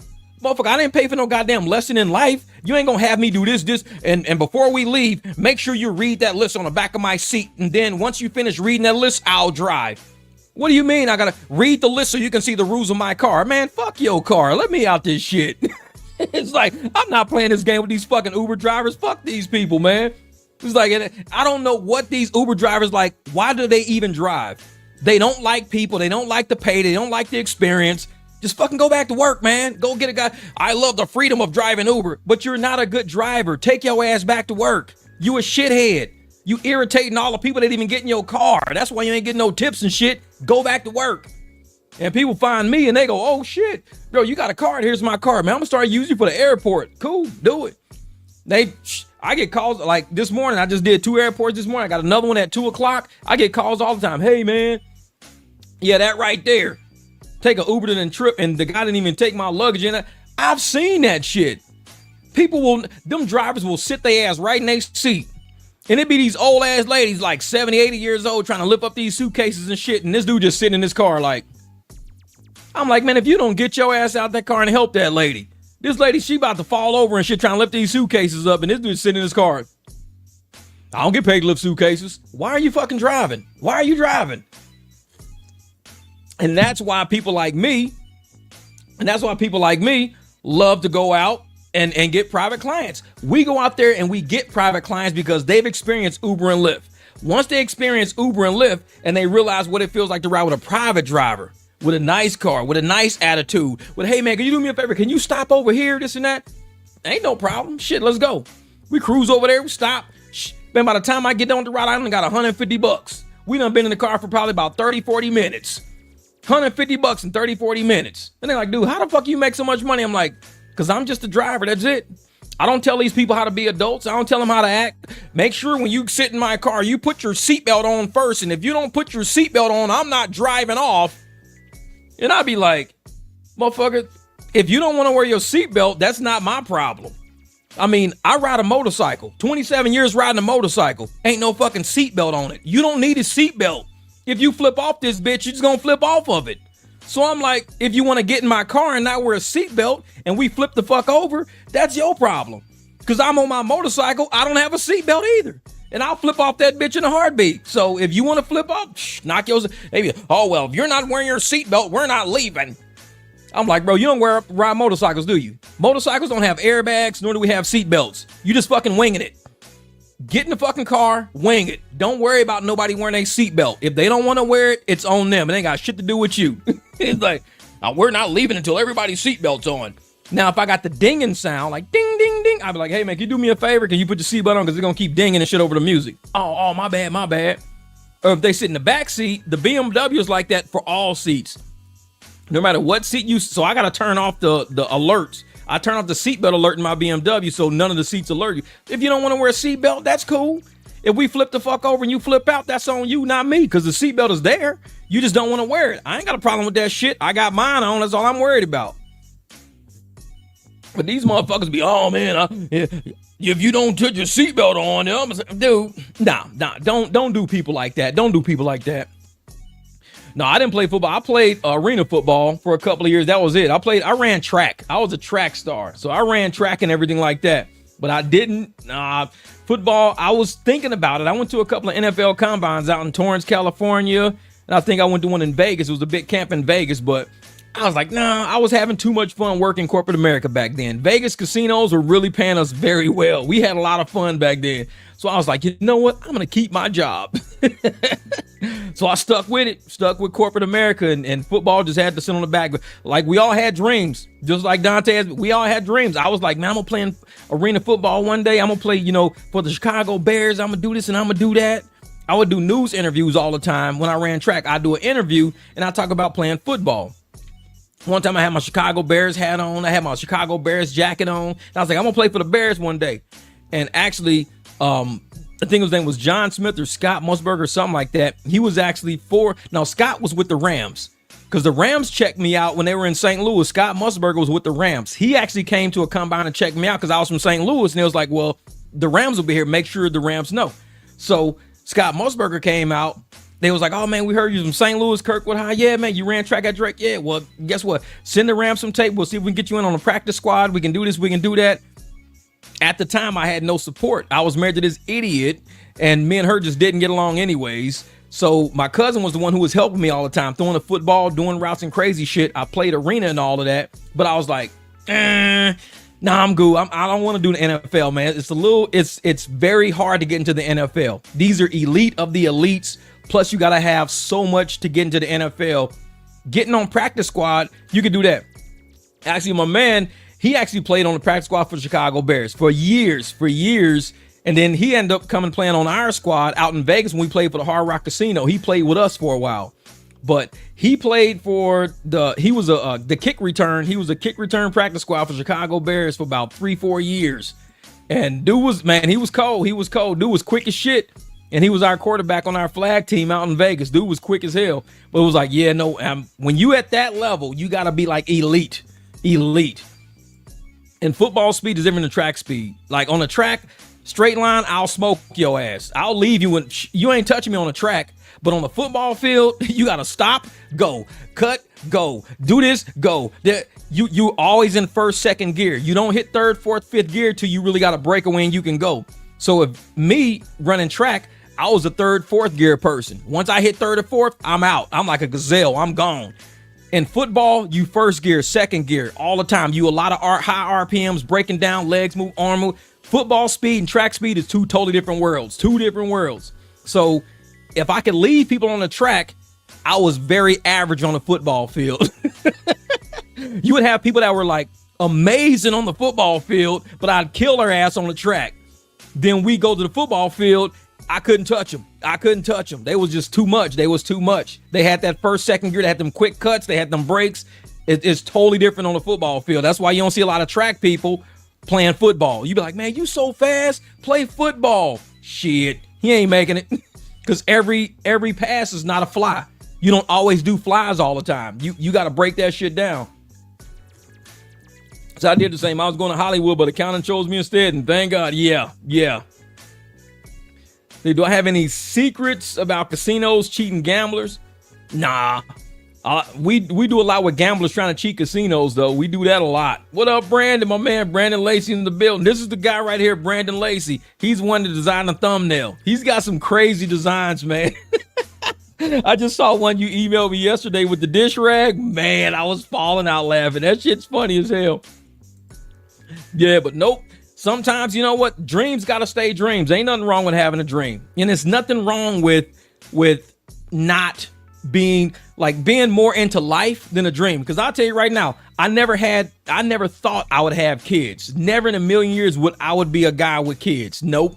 Because I was always the young guy, the sport, the athlete, traveling all the time, flying around, convertibles, motorcycles. That's just what I did. That was me. When I had my kid, it changed my whole perception of life. Like, I just wanted to make sure this kid was way better than me in everything he did. Both of my sons always say, y'all need to be better than me in everything y'all do. Like, you're my 2.0s. I want you to be smarter. I want you to be better, faster, more alert than things. I want you to be more well-traveled, well-versed. That's just the way I looked at life. It was like my life actually stopped the moment my sons' lives were born. And I just started investing so much education, time, and energy, and hope that they would learn something from me in the event of my demise. Because I'm like, okay, if I die, at least I told y'all everything I could possibly tell y'all. And y'all can carry that torch and keep going forward, man. So that was how I was. That's how I was. Since you don't like me, Jeffrey, Uber riders, people aren't so interested in breaking free. If they're senior, sure, help. Truth be told, I see baggage when I pull up, I keep rolling. No, that's funny. That's funny. You see bags, you keep rolling. But see, Fred, I'm opposite, man. I see bags, I don't know. But see, you gotta understand, man. I grew up lifting transmissions and shit. A suitcase is like, it weighs less than my toolbox. My toolbox, when I carry it around to work on people's shit, man, it's fucking heavy. I got all metal tools, hammers, big ass. Man, my toolbox is heavy as shit. Picking up somebody's suitcase is the easy part of my day. It's like lifting groceries. A suitcase is nothing to me. I mean, when I did the 4L60E and that 4R77, that 4R70W, I just did those two transmissions. I rebuilt two transmissions at the same time, just earlier this year. And I actually had those. I did videos on them at the same time. I was rebuilding two transmissions at the same time. Do you know how heavy it is to move two transmissions all the time to make space? I'm moving this transmission this way, empty the shell, move this one this way, get all the guts, put it on this table, get all the internals, put it on this table. I mean, lifting a suitcase is the easy part of my fucking day. I was like, sheesh, man, lifting a suitcase is the easy part of my day. I'm like, man, fuck that. And thank you, listen, Quali. Oh, I got two kids. I got 17 and 23.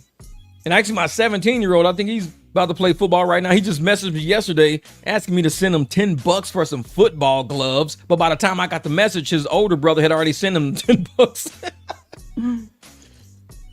I was like, hey, I just saw your message. Oh, don't worry about it. Jalen already got me. I was like, okay, cool. Just making sure, man. Just making sure. Because I'm trying out for a professional women's tackle football team in November. The Baltimore Nighthawks. Uh-oh.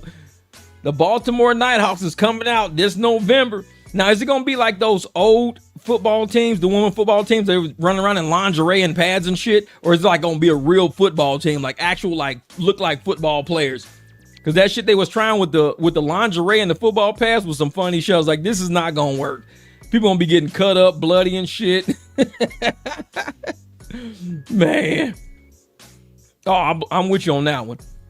I feel bad for Leo when he gets old enough to find this rad struggle content, and that's when he's in school, his classmates realize who his dad is. That's what I'm saying, King. That's why I will not, man. I will not put people's kids on blast like that because they got to get older at some point.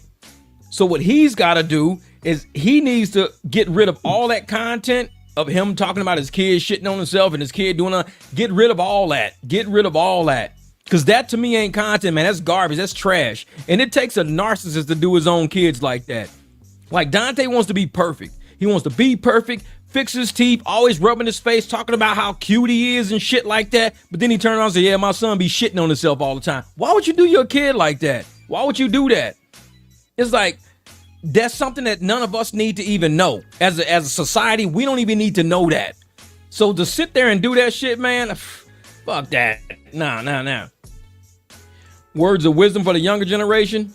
Oh, I got over 1,500 videos of wisdom. 1,500 videos of wisdom on my channel. I guarantee if somebody watches my channel, like there's a lot of people who watch the channel and they end up making more money than what they've ever made. They go, bro, I didn't know it was like this. This is on my channel. I talk about shit like this. I got stacks of these in my house. These are all business cards. I got boxes all in my house, my trunks in my cars. Business cards are your key to money. If you have a car, get you some business cards. Because somebody somewhere is going to need a ride and they're going to call you up and they're going to be like, hey, man, can you take us? How much? Oh, easy, man. Easy. So are you based in LA? Nah, I'm not even close to LA, man. Nope, I don't do LA, brother. I don't do LA. If you look at my content, you'll see all the maps of where I am. Not a single one says California. Not a single one says California, man. He says take off. Yeah, he needs to take off that hat. Oh yeah. But see, he's scared because he's the only young head out here with an old head. He calls people old heads, but he's got an old head. I'm like, bro, your hairline's starting like way back here. All that shit off and start fresh. He's like, I don't like the shape of my head. Not a big deal, man. You got to be a man and just learn to be one. See, my problem is talking on camera, but I can do everything else. Yeah, and Dante, he's got to learn how to just be a man. But he's so busy trying to be a prima donna and trying to be perfect in everything he does. He's losing his entire manhood. He's losing the opportunity to even be a man. He's trying too hard to be a woman. And it's like, bro, you can't approach life of you trying to be pretty. I've never been a pretty boy, ever. I've been a man of utility. I've always fixed shit. I've always been somebody who solved the problem with accounting with my brain. Give a fuck how I look. I can care less how I look. I mean, I'll show you motherfuckers like, what, 2 years ago? Oh yeah, palm trees, man. We got palm trees everywhere out here. I'll show y'all what happened to me 2 years ago. Well, it wasn't even 2 years ago. This was back in 2015. And everybody was like, oh man, what you gonna do, man? What you gonna do? And in 2015, I'll show y'all what happened to me in 2015. For the people who have been on my channel, you guys already know. But in 2015, that was what I looked like in 2015. That is really my face. I was in a garage explosion in 2015 and it took all the skin off of my face. 2015, it took the skin off my face, part of my neck, my arm, and that's how my face looked in 2015. That was March the 2nd or the 3rd. March the 2nd or the 3rd, 2015. Everybody was saying, they was like, oh man, you was in a garage explosion, man. Your face is all fucked up. Your skin is all hanging. My son was like, Dad, you look like a skeleton. Like your muscles and shit are showing and everything else like that. I was like, yeah, I was pretty fucked up. This was like, let me blow it up something. This is really how I looked. That was me in 2015, just a couple of years ago. 2015, that was me. And that was at 10 o'clock, hours after the explosion. So the explosion happened at 4 p.m. Yeah, it happened at 4 p.m. And that was probably at 10 p.m. That was at 10 p.m. So by 10 p.m., this is what I looked like by 10 p.m. All my skin was peeling off my face. Everything was all fucked up. But my skin just grew back. Like, I didn't go to surgery or nothing like that. My skin grew back to the same color. I got a little dark over one of my eyes right here. So it was just a little dark over my eye. That was it. I had a little black spot, and over my lip, it was like a little pink. So after the explosion and I didn't die, of course, I'm sitting there with a smirk on my fucking face, half dead. And everybody's like, why the fuck are you like happy and shit? You just went through an explosion and you happy. I was like, because I didn't die. I was like, sheesh. I'm like, out of all things that could have happened, all things could have happened. I could have died in that. It blew the van up, melted both motorcycles. It tore everything. I mean, it was over $70,000 worth of damage in there. Well over 70 grand worth of damage. And like I said, all my skin came back normal. Like, I didn't go to surgery. I didn't get skin grafts, nothing. Everything just turned. I mean, I had huge pink patches all over my face and everything. About 3-4 months later, everything just turned brown again. Like it never happened. And I was like, and everybody's like, well, ain't you scared like your face is gonna look like that forever? I said, dude, I'm still alive. Who gives a fuck what I look like? I'm like, I could have just died today, man. I'm like, I got 2 kids. I got, dogs. I had a whole life. I got everything going for me. Everything going for me. And I'm sitting in the middle of a fucking fire in an explosion, damn near knocked unconscious, running out the damn building and shit on fire. And you think I'm worried about how I look? I'm like, bro, you short-sighted, motherfucker. You are very short-sighted. I don't give a shit how I look at this point. It could have blew my nose off. I don't give a shit. I'm outside. All the fire trucks showed up. Everybody showed up. And they was like, who was in the building? I was like, well, I was in the building. It was like, you was in that building? I was like, yeah. How the hell did you get out? So they ran in, turned all the gas off, turned everything off. They couldn't believe that I was the one that came out of the fire. They was like, how the hell did you get out? I said, I just ran. All the doors were locked. Everything was locked. It was pitch black. The only way I made it out was by pure memory. And I mean, it took me maybe a whole 3 seconds from the time that explosion hit to making it out that garage. It was the longest. I thought I was dead already. I was like, well, I'm dead and I'm not going to make it out because I'm dead, but at least I could try to get out. I mean, I'm not going to like die on purpose. I'm going to try to get out of the fire. I'm going to try to get out of here. And I was like, it's going to hurt. It's not going to feel good. Nothing felt good that day. It went from completely normal, like sitting like here. It's like me sitting right here. And then all of a sudden, an explosion happening. And it's just blowing you backwards, knocking you into the wall. Everything's on fire. Just like that quick. Like there's nothing you could do. You can't even outthink it. It happened so fast, you can't outthink it. At that point, all you can think about is, I'm about to die. I got kids. That's all you can think about. What blew up? A van I was doing a fuel pump in a van, and I took the gas tank off, and I left the gas tank on the ground, but I had gas in containers on the ground. I shut the garage and I had to leave. So I left for about 2-3 hours to go pick up some shirts. I left for 2-3 hours. I came back and I didn't air nothing out. Instead of opening the garage doors and letting all the fumes go out, I didn't let everything air out. I walked in the garage. I turned the lights on. When I turned the light on, that kind of started the effect. I got all the way by the van. I had this hand light in my hand. It was like a little clicker light. So I was going to turn the clicker light on to get back to see like if everything was done. So I clicked the light on. The moment I clicked the light on, everything just says, boom. The garage doors blew up. The van blew up. Everything in the garage blew up. Everything melted. It was an instant like kettle bomb, just like boom. And I hit the wall. The wall fucking had a big ass crack in it. The shelf broke, everything. The lights went out because when it blew up, all the lights turned out. So it was pitch black. All you could see was orange because of the fire. So it blew up. I saw pitch black, bright orange, extreme heat. And next thing you know, I'm standing outside next to my truck. It happened that fast. It was like you didn't have no time to think about it. It's not like I said, damn, everything blew up. Oh shit, what am I gonna do? It was like, boosh. Once it blew up, I knew at that moment there was no going back. When I heard that initial boom, the whole building shook. I knew there was no going back. It was like the moment it blew up, I was like, this is how I die. That's all I could think about. This is how I die. Next thing you know, I'm standing outside by my truck.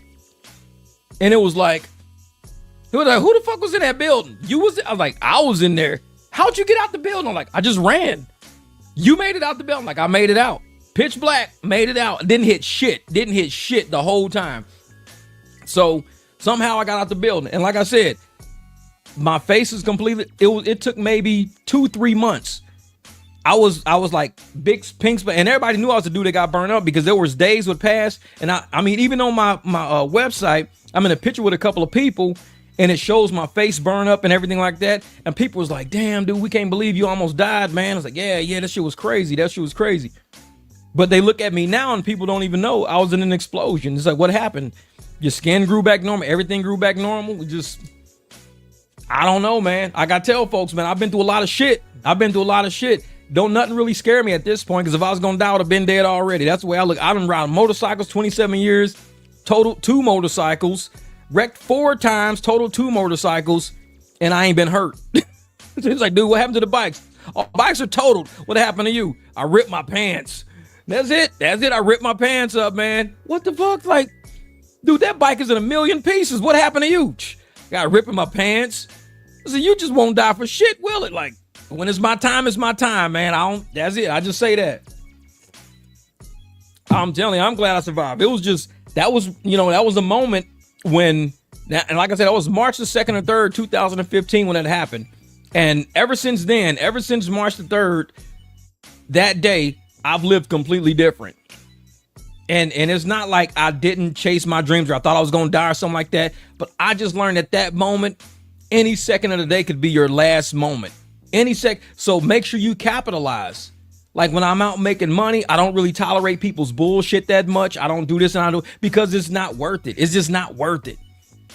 And I go, it's like when people say, Jeff, these content creators are talking shit about you. I'm like, cool. This is Jeff, man. They talking shit about your channel. Cool. Motherfucker, I damn near died in the fucking garage. You think I give a fuck about them people? It's like, I don't care. Jeff, they talking shit about your channel. They saying you got this and you got that and blah, blah, blah. I'm like, cool. What the fuck am I supposed to do? It's like, hopefully they get some views out of it. I don't know what else to say about it. It's nothing I could do about people talking shit about me. There's nothing I could do about it. I could care less. I couldn't care less. Let's say that. I couldn't care less. So chat and like people, they get mad about me talking about Dante. Well, you got a choice. If you don't like what I say about Dante, there's a block button. You use that block button, you won't hear shit I ever say again about Dante. Just block my channel. You will never hear me, but they can't do that because they want to control what I say. So they come on my channel and say, well, you shouldn't say this. You shouldn't say that. You shouldn't say that. I said, well, you should just block me so you don't even hear what I got to say, period. It makes life so much easier. Just block me. That's it. Oh, I don't block people. Then you're going to have a fucking problem. It's like, because I do. It's like, you get on my last nerve, I might just block you. Man. Yeah, exactly, man. It's crazy. It's crazy, man. Yep. Say not. Nope. What other people say about us is simply not our business, and I say that. It's like, that's cool. Oh, well, he said this and he said that. That's cool. And he said this and it. Okay. I'm on my way to go get me some ice cream, dog. I'll fuck with you later. I gotta go, put air in the back tire of my motorcycle, man. I'll be back in a minute. What you gonna say about him? Nothing. It's like, when I get ready to make content, I'll just make it with what I normally make it of, I guess. I don't know. Yeah. I swear, whenever I see someone defending Dante, it's most likely a Dante himself on a burner account. Exactly. And I'm going to tell people like this. I don't know, and it's the old heads, bro. This is the thing. It's the old heads. What old head out there? And I think a lot of these old heads who probably failed their kids, dead serious, they probably failed their kids, and they're looking at Dante as their second chance. Like, I fucked my kid up. I failed my kid, but I'm going to save Dante on the YouTube. I'm going to save him. I'm going to make sure nobody talks shit about Dante on the YouTube. And I'm like, bro, your own kid is probably in prison. Your own kid probably, got fucked up credit, this and that. You can't save people. You had your chance with your own kid. Dante don't even listen to no fucking body. Why are you trying to protect this dude who tells you right in your face, I don't care about what nobody says. I'm going to live my life. I don't care about no 9 to 5. I'm going to keep fucking my life up. I got all these bad bank accounts that I got bounced checks in and shit like that. I don't care. Dude, you can't save this dude. He don't listen to nobody. He don't care. So why should I care about somebody who don't care about themselves? Self-care comes before anything else. If you don't have self-care, I definitely don't care about you. I do not care about people who don't care about themselves. I don't help people that don't try to help themselves. It's just not in my nature. People go, oh man, he's don't care if you think about this and he don't care. All right, that's cool. Well, why you so down on him? He's down on himself. What do you mean? He's down on himself. That ain't got shit to do with me. So it's like, no. Barbecue, I get it. At age 52, if I'm not there from all that, I'm good. We're survivors. We tough. Been shot in the head, 2 bullets. I'm still living. Not bothered by someone talking trash about me. I'm telling you. It's like, you've been through so much. You got shot in the head, 2 bullets, and still here. What somebody say ain't nothing compared to that. It ain't nothing. Like I said, man, people that try to come at us don't know what we've been through. We don't have those, those real shaky ass feelings. Like, we come from the era of fuck your feelings. Like, our mom be like, if we say, well, I don't feel like, well, fuck your feelings. I didn't ask how you felt like. I said you have to do this, this, and this. Well, I don't feel. It's just like Dante be saying in his videos. Well, I don't feel like, I'm made for a job. I don't feel. Fuck your feelings. This is real life. You can't go to the office, the leasing office going, I just don't feel like I'm made for a 9 to 5. Well, you better be made to pay this fucking bill or you're going to be out of here. If we don't give a fuck how you feel, well, I just don't. Nobody feels sorry for this dude. I don't. Oh, I don't feel like, I should be working at a 9 to 5. Well, we gonna end up taking your motherfucking truck because you ain't paid for that truck or that insurance. So it ain't about how you feel. It's about how you paying for this. Well, I don't feel like, I should be working a 9 to 5. I just feel like my dream is more important. Well, you guys gonna be riding a bus dreaming because that's the era we from. We don't, and I think we have catered so much to the new age of kids. We made them think they're important and they've not done anything in this world yet. We got kids 5, 6, 7 years old wearing more expensive clothes than men like me who actually make the fucking money. These people dressing their kids up and shit all the fucking time, making their kids feel important like they little movie stars. So by the time they get to a certain age, they think the world revolves around them. And it's funny because I actually got video of Dante saying, I feel like the world revolves around me. I'm telling you, I got some good video in here, man. I got good video in here.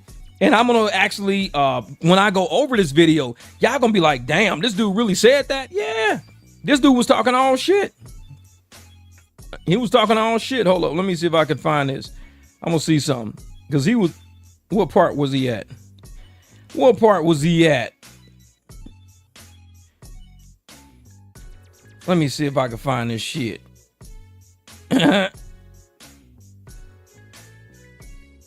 Nah, I think it. Oh yeah, I think it was right here. Hold up. But it's like, I really need some suggestions though, like real life. Hold up. Y'all gonna hear this shit and be dying laughing. Especially, it's like, I'm doing good on YouTube. I don't know. Wait a minute. Y'all gonna love this shit. This shit is funny as hell. Ow, I keep forgetting it. Hold up. Let me see something. I think I just need to start accepting things for what it is if I really want to make something. Hold up. But I just keep lying to myself. I'm not interested in it. I think Oh, shit. great things. I think my mindset is what really affects me accomplishing a lot in my life. No, I'm gonna have. I can't find it. It's in there somewhere. But there's a video. There's part of the video because when I finish editing this video and I'll drop it, y'all gonna hear this dude honestly say, "Yeah, I'm one of those people who thinks the world revolves around me. I need to quit thinking the world revolves around me." Like, who the fuck told you? You live in low income. You on welfare. If the world revolved around you, you think you'd be better off. Because I mean, there's a lot of people better off than that. So I don't know where the mindset of these new age people are. I'm like, what the fuck is really going on in this world? Like, what have we done? Like, where's the disconnect from reality to what they got in their heads? Where was the disconnect? Because I missed that whole era. I was busy raising my kids and working in my garage the whole time, I guess. I don't know. But when I sit and I listen to people like him talk, and people actually follow him and support that shit, applauding that, I'm like, y'all enable people to grow like that, because there's other people watching that channel, seeing people in the comments applauding, going, ooh, I'm gonna be like that too. I'm gonna be like that too. I'm gonna say this and I'm gonna say that too. And I'm like, yeah, nah. It's like, I'm not gonna be one of those people. I'm not gonna sit up there and listen to somebody who has absolutely nothing to offer in this world. He's not showing a single thing he can offer in this world, but he wants people to follow his lead. I hope I inspire you. I hope I motivate you. I hope I've taught you. Like, motherfucker, we're not Hannah. You don't have a bunch of Hannah sitting on the internet. You might could take Hannah from the suburbs, bring her to the fucking hood and be like, I'm gonna teach you something. No, you're not taking me out of my nice ass house to some little rat infested fucking hood. I'm gonna teach you about life. I'm gonna teach you so much. You're gonna learn so much from me. Nah. The only reason why Hannah did that shit is because, like I said, I don't think she ever had a real boyfriend. And if she did, she'd be like, my ex would laugh at me right now. For me to be living in low income with a dude on welfare, don't want to work, can't take care of his kid and shit without an EBT card, my ex-boyfriend would say, girl, you have went backwards. I was a manager at Verizon.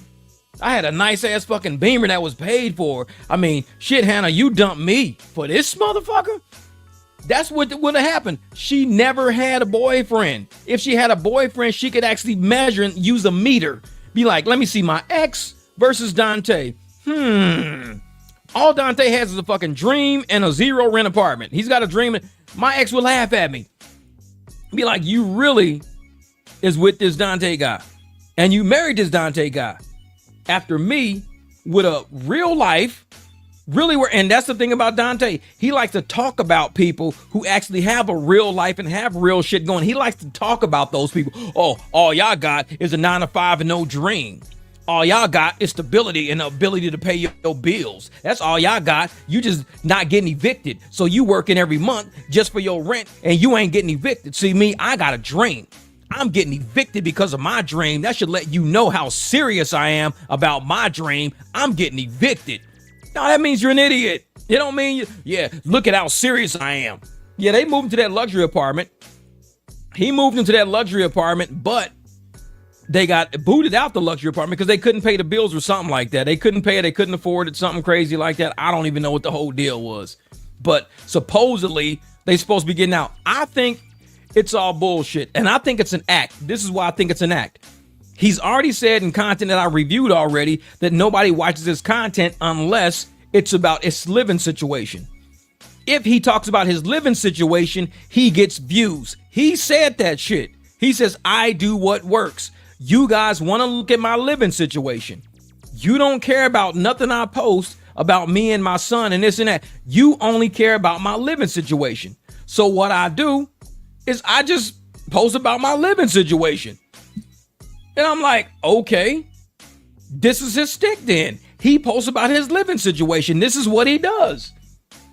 And I'm like, nobody called. And like I said, I'm just reviewing his content. So I'm reviewing his content and I'm like, is nobody not seeing that? Is nobody not seeing what this guy is saying? That he's basically regurgitating his living situation content over and over and over and over and over again.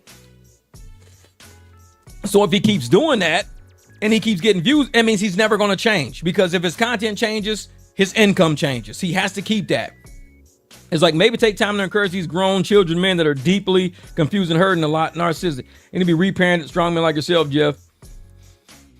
Well, I was like I said, for what? Probably 5 years. I was a youth football coach for about 5 years. I was a youth football coach. And, you know, a couple of the kids that we actually drove around and that saw us, if y'all know, like my buddy Will, I grew up with Will, and his kid is actually let me see if I'm gonna show you who his kid is. So Will, I grew up with Will. We all roll right on the street. His son, he's in Houston. His son, well, okay, here we go. Let's see.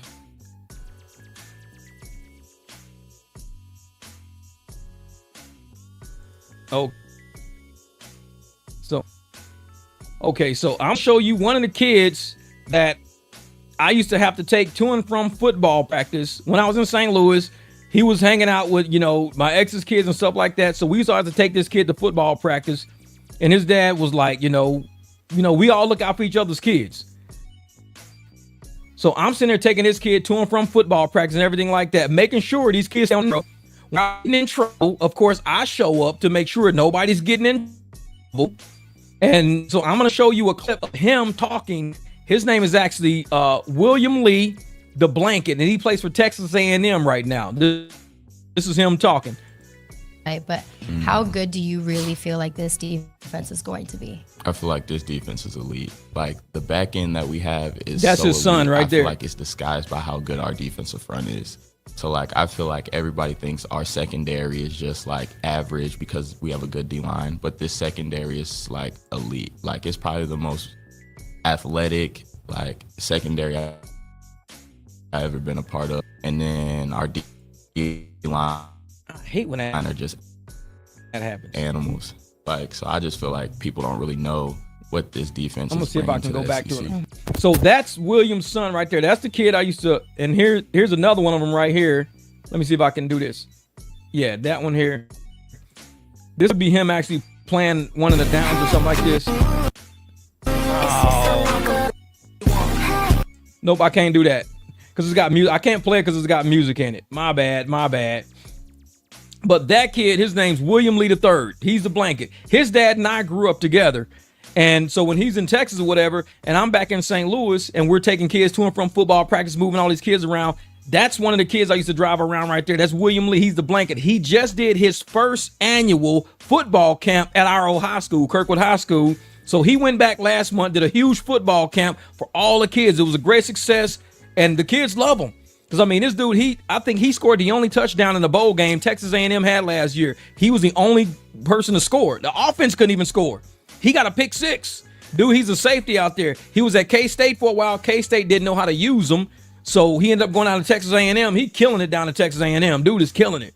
But that's one of the little kids right there that I used to have in the Escalade I got parked on the side of the house. That little kid used to roll around in my Escalade, dropping them off to and from football practice with all their pads and shit, picking them up from different people's houses when they used to go to people's houses on Friday night. Like all the kids would hang at one house on Friday night. It would be him, Tyson, all these kids would all jump in the truck, and I'd take them all, drop them off, basketball practice. When they go to Melville, they go play at the gym up at Kirkwood. That kid that you just saw the video of, that was one of the kids I used to take around everywhere. William Lee III, the blanket. They call him the blanket. But he's a Kirkwood High grad. You know, his dad, me and his dad, we used to rip and run the streets back when we was little. He's down in Houston right now. My little sister down in Houston. But yeah, those are the kids that we grew up, we mentored, we made sure stayed on the right path. Those are the kids that got a hold of us. Those are the kids that were involved in our lives. A bunch of dads. All of our sons, like I said, even when he was working down in Houston, he knew we were all in St. Louis. We look out for each other's kids. If I ain't around, I bet one of the other dads is around. You getting in trouble, I'm showing up. When they see the Escalade pull up, because I had the Escalade in St. Louis, when they see the Escalade pull around the corner, shit's over. It's a wrap. Everybody get in the truck. I done heard enough bullshit. People gonna ride home quiet as a motherfucker like, man. I'm like, yeah, it's fucked up. I already heard what happened. Get in, let's go. Y'all motherfuckers been out too late. This is bullshit. Let's roll. They knew how I was. Nobody gave me shit. When they saw that Escalade come around the corner, party was over. Enough bullshit. But now look at him. He's one of the football legends over at Texas A&M. This dude is killing it down at A&M. Killing it at A&M. But he grew up in our hood. He grew up around all dads. I was a football guy for 5-6 years. I just ran the practices out at the Kirkwood Cardinals. I did it in Melville, South County Tigers. I did South County Tigers. I was assistant coach down there. I came out here to Arizona for I-9. I was Tempe Mesa Chandler I-9 coach. I actually won a championship my first year ever coaching out here. Won a championship, and I didn't go back and coach the next year because I ended up moving way over here on this side of town instead of coaching the kids all on that side of town. So that's, like I said, I was always around kids my whole life. And even the kids that I was coaching, the parents used to be like, man, you should be just like the coach all the time. You should come out like, you know what, I could, but I got so much work I got to do. I was like, I coach Friday, Saturday. I do what I can do Friday, Saturday. But other than that, there's nothing else. I got other shit I got to do. I got bills I got to pay. Coaching don't pay. It was free. It was free. But we gave up our time to go back. Now we got kids on ESPN every damn day. We got kids in magazines. We got kids all over the place. My man, Bill Ennis. Me and Bill Ennis, we grew up together. My brother actually dated his sister. Bill Ennis was an Iowa Hawkeye. He went from Iowa Hawkeyes, played for the Buffalo Bills, ended up being a coach over at the Indiana Hoosiers. Then he was a coach at Fresno State, football coach at Fresno State. So we've all been involved in coaching and footballing and shit our whole lives. And we're all from the same hood. So when we look on ESPN now and we see all of our kids, shit's crazy. See, now my son, my 23-year-old, he played soccer in Japan. So he played against he was really good. He played against the Japanese national soccer team. My kid played against him because he was such a good soccer player, but he gave up. He just quit playing. I don't force my kid to do shit. He don't want to play soccer. Don't worry about it. Everybody's like, man, your kid is the best. This motherfucker, he's cold, man. It's not what he wanted to do. So I was like, that's cool. If you don't want to do it, that's cool.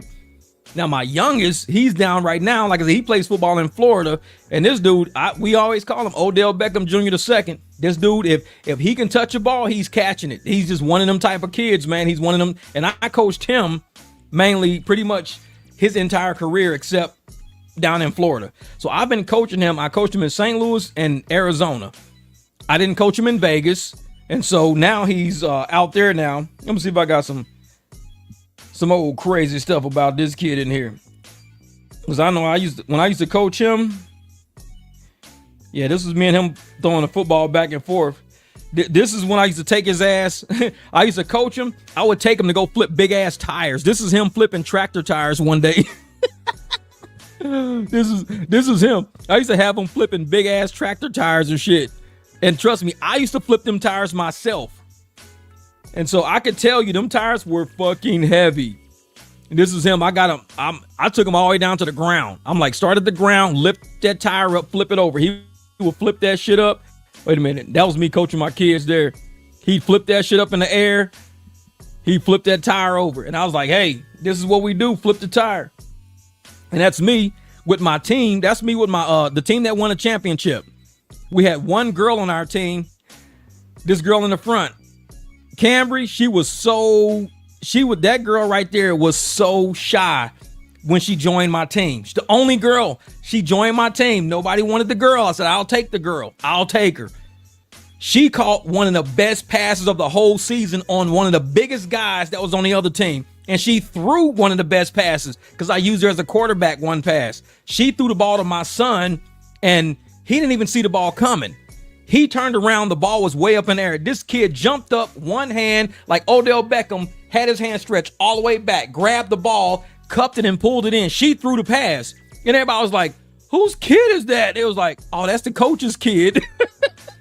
I was like, no, that's that girl pass, man. She threw that shit. She threw it. She launched that ball, man. That girl. Then this is me one day when I had to coach somebody took a picture of me coaching my kids in the huddle right there.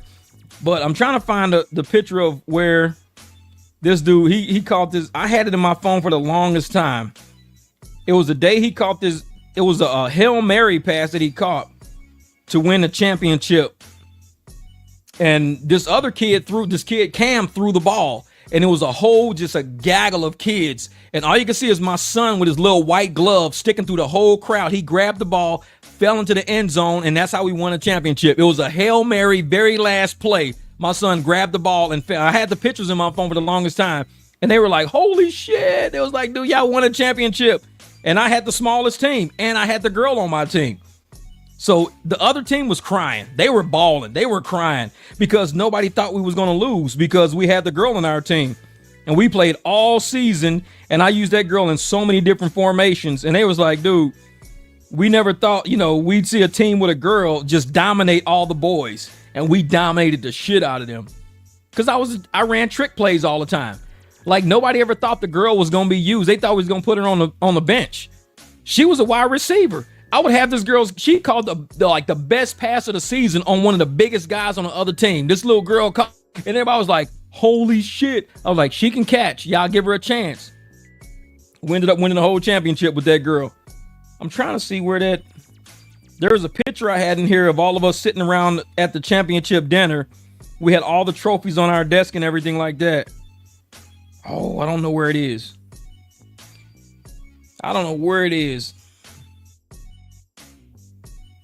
It's somewhere in there. It's probably my other thing. But we were all at the championship dinner, and we had all of the trophies was in front of us, and we ordered these kids all Chinese food, whatever Chinese food they wanted. So we gave all the kids Chinese, whatever you order, you can have it. Because we played about 6 or 7 weekends in a row. And we were the smallest team. When we came into it, we were I think we lost maybe 2 or 3 games all season. Nobody could believe that we were even in the championship game. Nobody could believe it. They was like, dude, there's no way possible. That team is the championship team. And other teams had all boys. There was another team that had a girl, but she was a super fast girl. She was like super quick. But they were like, how is that team? And we only had one, let me see. And let me go look. I think we had 2 black kids on the team.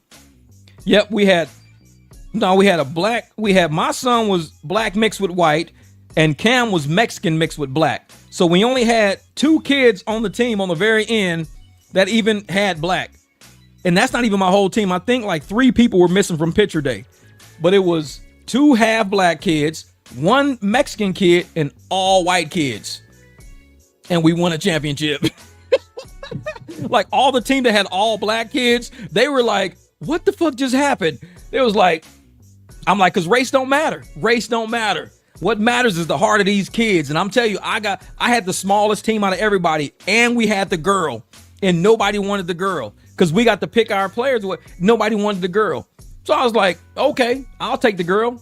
They was like, well, he's a first-year coach. He don't understand. He's a first-year coach of I-9. But see, I had already coached football all these years. I just coached tackle football.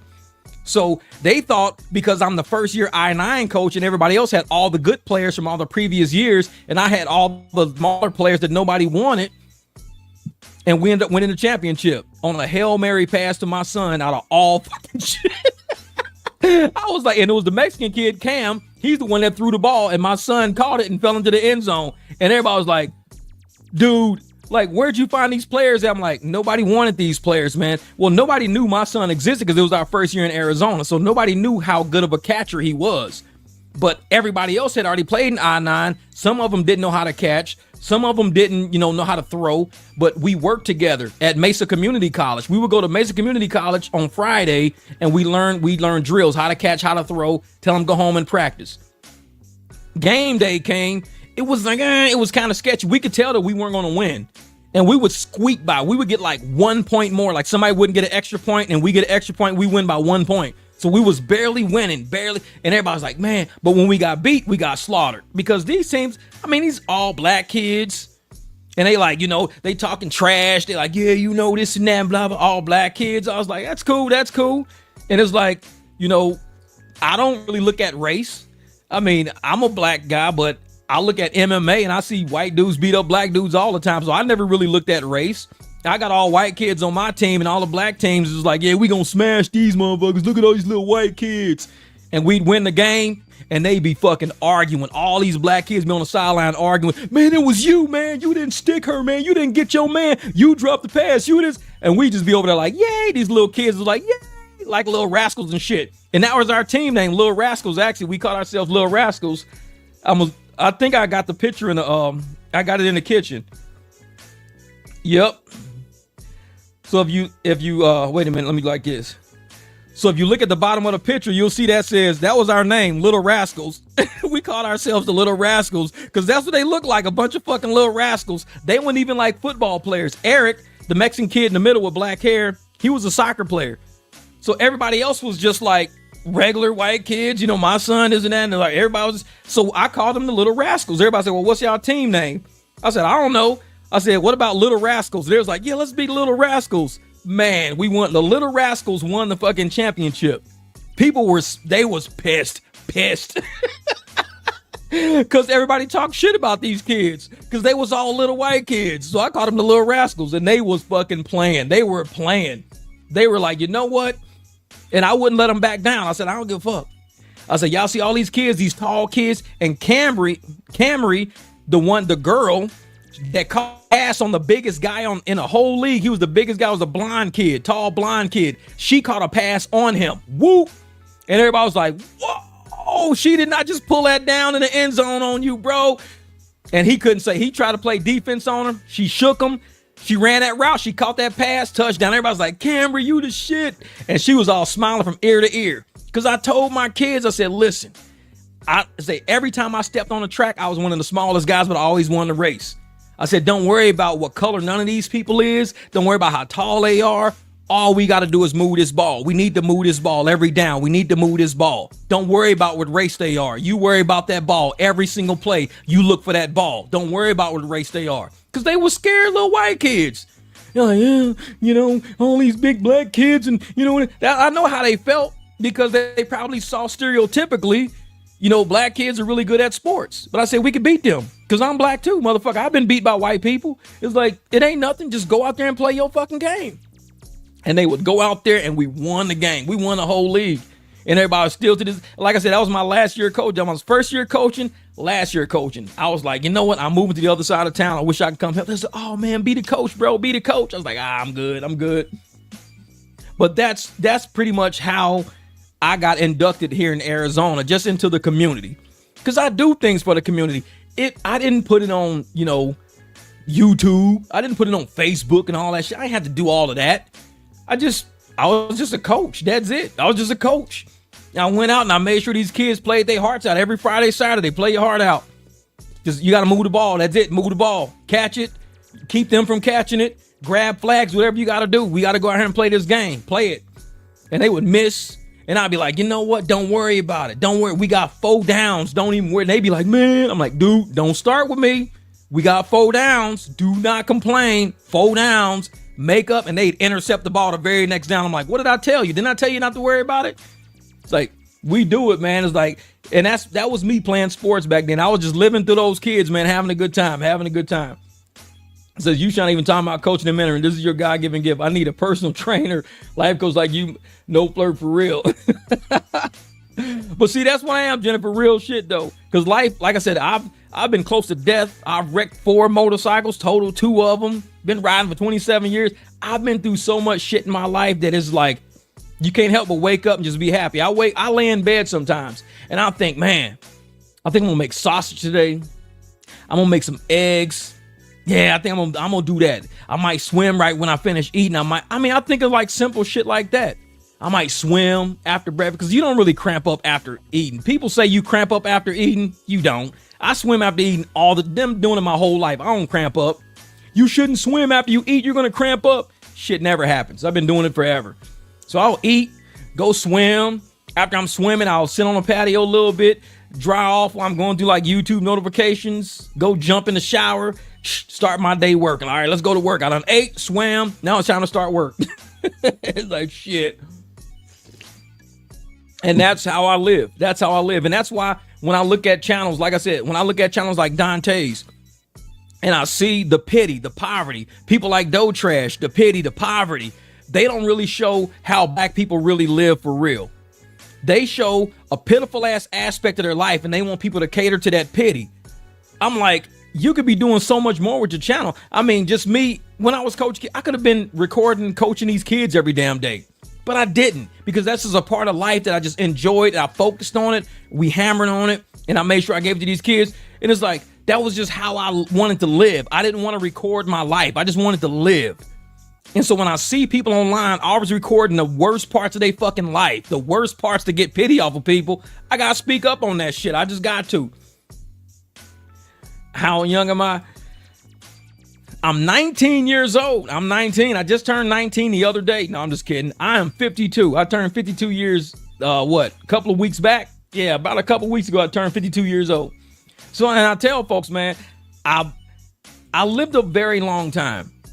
5 decades. I've lived 5 decades. So that's 5 decades is 3 generations. I think you get a generation every 15 years. So I've lived 5 decades, which is 3 generations, more than 45 years. So I've went through 3 generations of life. I was here before cell phones. I was here when beepers were in. I was here when we had landlines. Now we got cars that drive themselves. I've lived from when you had to talk on the phone when it was plugged into a wall till we got cars driving themselves now. I've lived a long time. I've had a lot of experience in my life, and I've seen shit that the new people have no idea. So I know where I come from, and I always think about where I came from.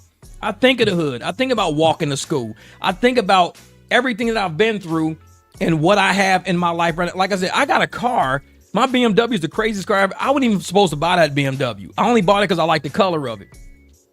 When I bought that BMW, I think, my son didn't even see it yet when I bought it. I freaked out because I didn't know cars had that much technology in them. It freaked me. I was like, holy shit, this car is crazy. I had to learn how to turn all the shit off in it because the car was trying to drive itself all the time. That little BMW has all this stability, steering, helper, assistant shit everywhere, all through the car. It's got cameras everywhere. So I said, let me turn all this shit off so I can drive my car. So I had to look at a video to learn how to turn off everything. So I drive it like a normal car now. This car wants to drive itself. My Jeep is a manual. It's a 6-speed manual, clutch, everything, because that's what I'm used to driving. So motorcycle dude. So I'm stick shifting around town, wooden, and I'll drive people. When people say, dude, this is a stick shift? Yeah, man, I've been riding with you for 10 minutes. I never even knew it was a stick shift. You shift this shit smooth as hell. I'm like, I've been driving stick shifts my whole life. Bro, I never knew this was a stick shift till I just heard you do that. I'd be like, I'll be gone in that damn big ass Jeep. Boy, I'll be gone.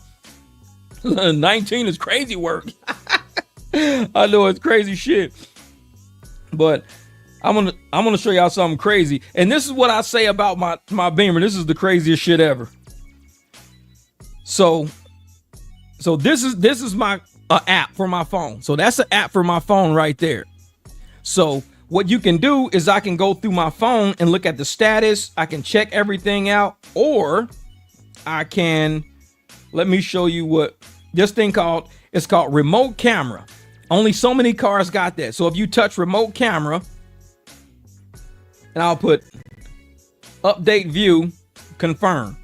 So this is what it does. When you update the view on that BMW, this is what it's spinning. It says waking up. So my car is sitting outside right now, but it's waking my car up. So it's going through like I said, I'm old school. When I bought this fucking car, I was like, what the hell did I just buy? So it's waking my car up as I sit in the house. I'm using my phone to wake my car up. So the car is waking up. It's only 1 out of 3 right now. So it's 1 out of 3. There's got to go 2 out of 3, 3 out of 3. But what it's doing, like if I look out the window, I can see what it's doing. Now it's 2 out of 3. It says taking pictures. So 2 out of 3 is my car taking pictures right now. So my car, wherever my car sits, no matter where it is in the city or the world, maybe, as long as I got Wi-Fi connection, my phone can find my car and I can tell you where my car is. Once I find my car, I could take pictures. So now I could take pictures. If somebody says, hey man, where's your car at? I say, I'll show you. So I'll take pictures of wherever my car is sitting, and people say, oh shit, I know where your car is, dude. I know where that building is. I know where this is at. And plus on my phone, it's got GPS. It shares where my car is at all times. Like it's a blue dot on the map that shows where my car is. So this is where my car is sitting right now.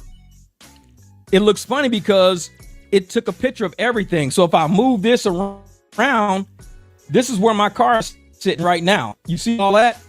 So if I blow it up, you'll see my truck right there. My truck is sitting in front of my car. So that's my truck right there in front of my car right now. in front of my house. Now there's a car next to my car.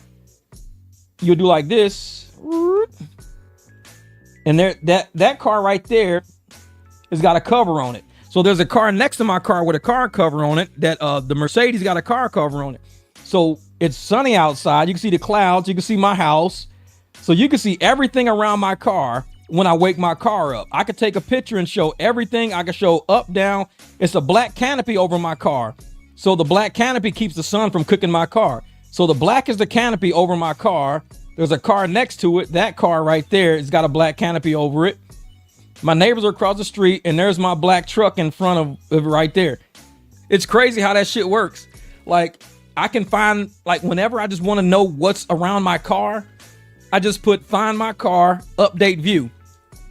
And it tells me where my car is. It's crazy. What up, Josh? So that's why when I bought this car, I had no idea what I bought. Car, like I said, you go through my BMW and you hit update view. It'll show you if there's people next to my car, it'll show me who's standing next to my car. It shows people, play, whatever. Because there's about 1, 2, 3, 4. There's about 10 cameras around my car. So all cameras take a picture at the same time, and it makes a whole 360 view. So I can just go around my car and you look at everything at that moment that's around your car. It's crazy, man. I was like, what the fuck did I just buy? And then I got my Jeep that has actually no technology at all. It's got a stereo in it. That's it. It's got a stereo. That's it. And that BMW is like a spaceship. You just hit a button, but update view. You could park it anywhere you want to park it. If I wanted to spy on somebody, I could just take my car somewhere and hit update view. And I could tell you everything was happening in front of their house. I could tell you who was there, what time. I just got to keep hitting update view. It'll show me everything. It'll say, okay, at this time, this car was there. These people were there this time. And you just sit there and just watch people from your car all day. But I don't do that shit. My car just sits in front of my house. But whenever, like if I'm gone from home and somebody says, hey, Jeff, man, there's somebody at your house right now. This and that. I can just hit update view and I can see if it's like a delivery truck, if it's somebody in front of my house, whatever, this and that. If it's somebody knocking on my door, I can use my Ring doorbell cam. But I could take a picture of everything around, like who's in my neighborhood, just by parking my car somewhere and just look at everything, a 360 view. And it even shows up because, like I said, you can see the canopy over the car.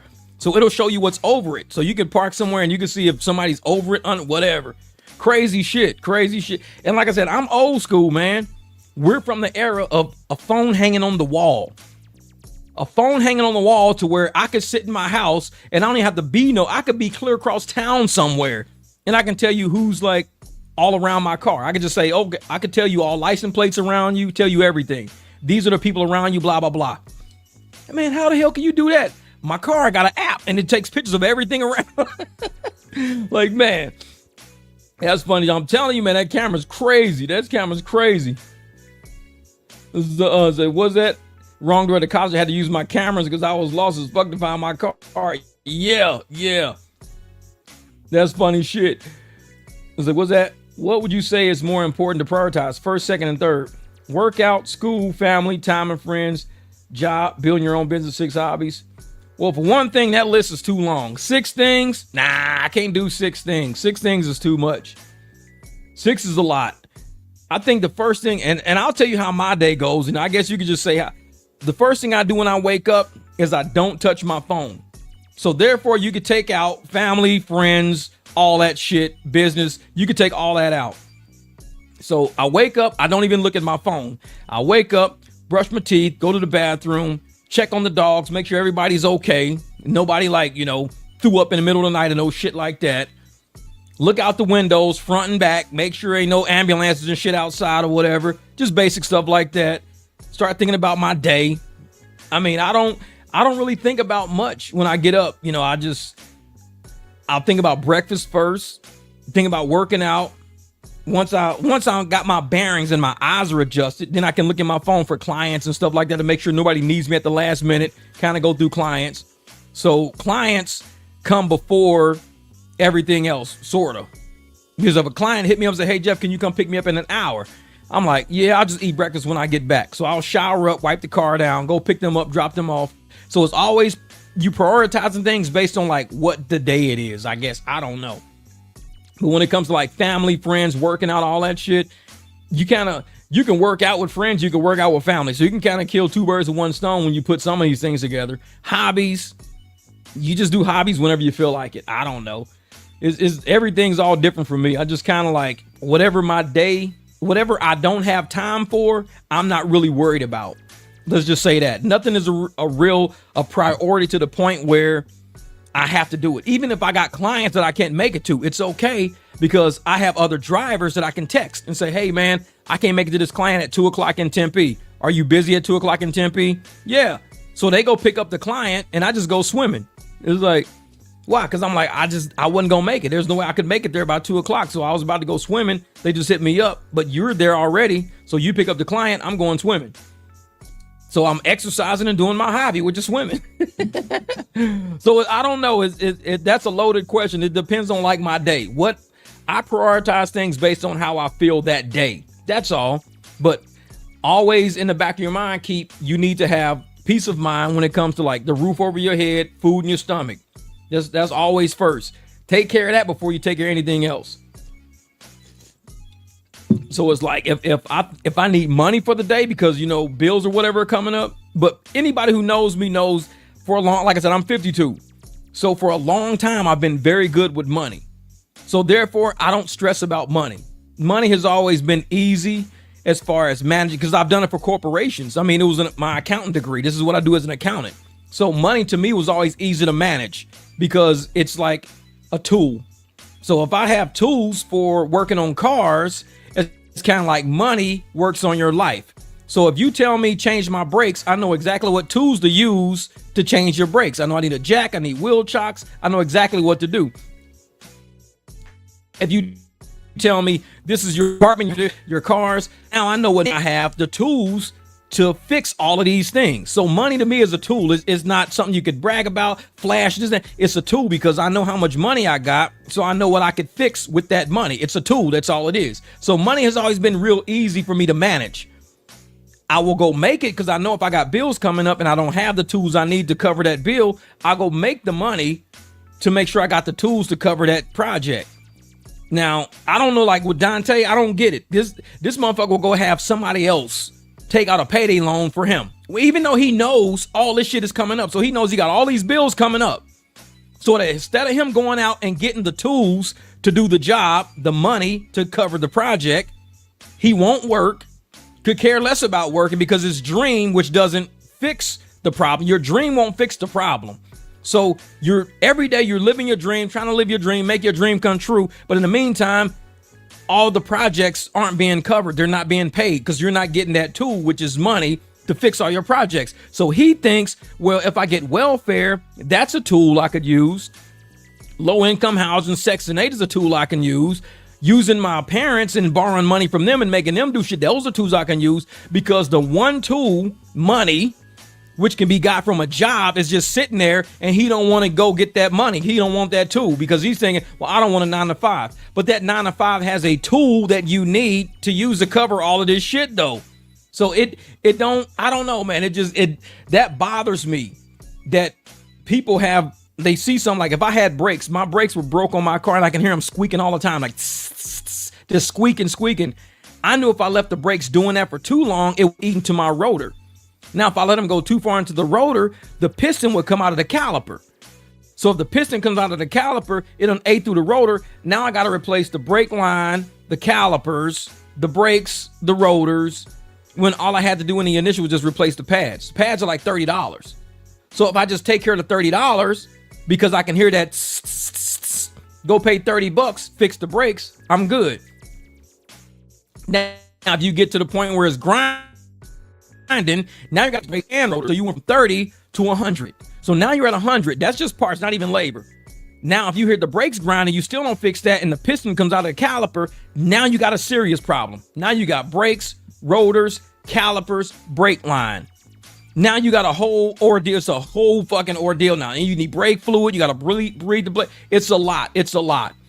So people like Dante are the ones that can hear the brakes and he don't go fix the problem. He knows rent's coming up. He don't fix the problem.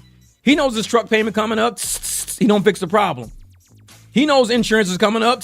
He don't fix the problem. So he keeps letting the problem linger. The problem is poverty. You keep letting that problem linger. And instead of you going to get in the tool, which is the money that can fix the problem, you sit around dreaming that the problem is going to fix itself.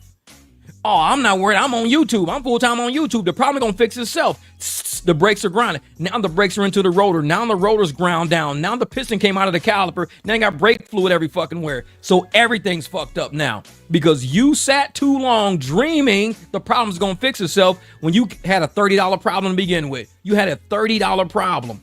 Pads. Sometimes you got a cheap problem. You go get a job. What does the job do? Covers your rent.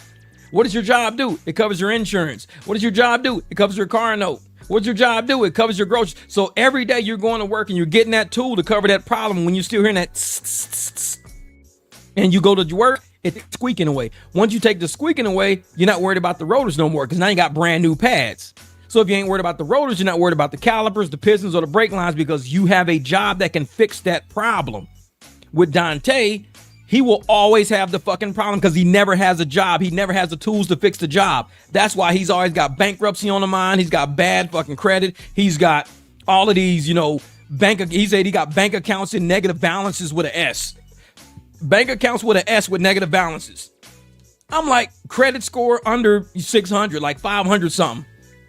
Because he never went to get the tools. When you can hear the brakes going like this, you got to fix it. It's not going to fix itself. Brakes don't automatically just grow pads. Poverty don't automatically just go away. You have to do shit to eradicate poverty. Your bills ain't going to just pay themselves because you said, well, I'm living my dreams. When you open the bill, now there's a past due balance added to it. Now it goes from a past due balance to a double balance because you missed 2 months. Now you got double balance, 2 past dues, and now you got collection fees added to it. The problem don't fix itself. It's like brake pads. They don't fix. It's only going to get worse because you ain't taking care of it. It's only going to get worse. And I'm one of those people that if I hear shit squeaking, like I did my serpentine belt on the Beamer already, did my serpentine belt on the truck because when I can hear that squeak, you hear that? That means the serpentine belt is getting real slick and it's going back and forth against your smooth pulleys. The rib pulleys, it won't worry about. It's the smooth pulleys. That's your indicator. When you can hear that when you start the truck and it's like. So what do?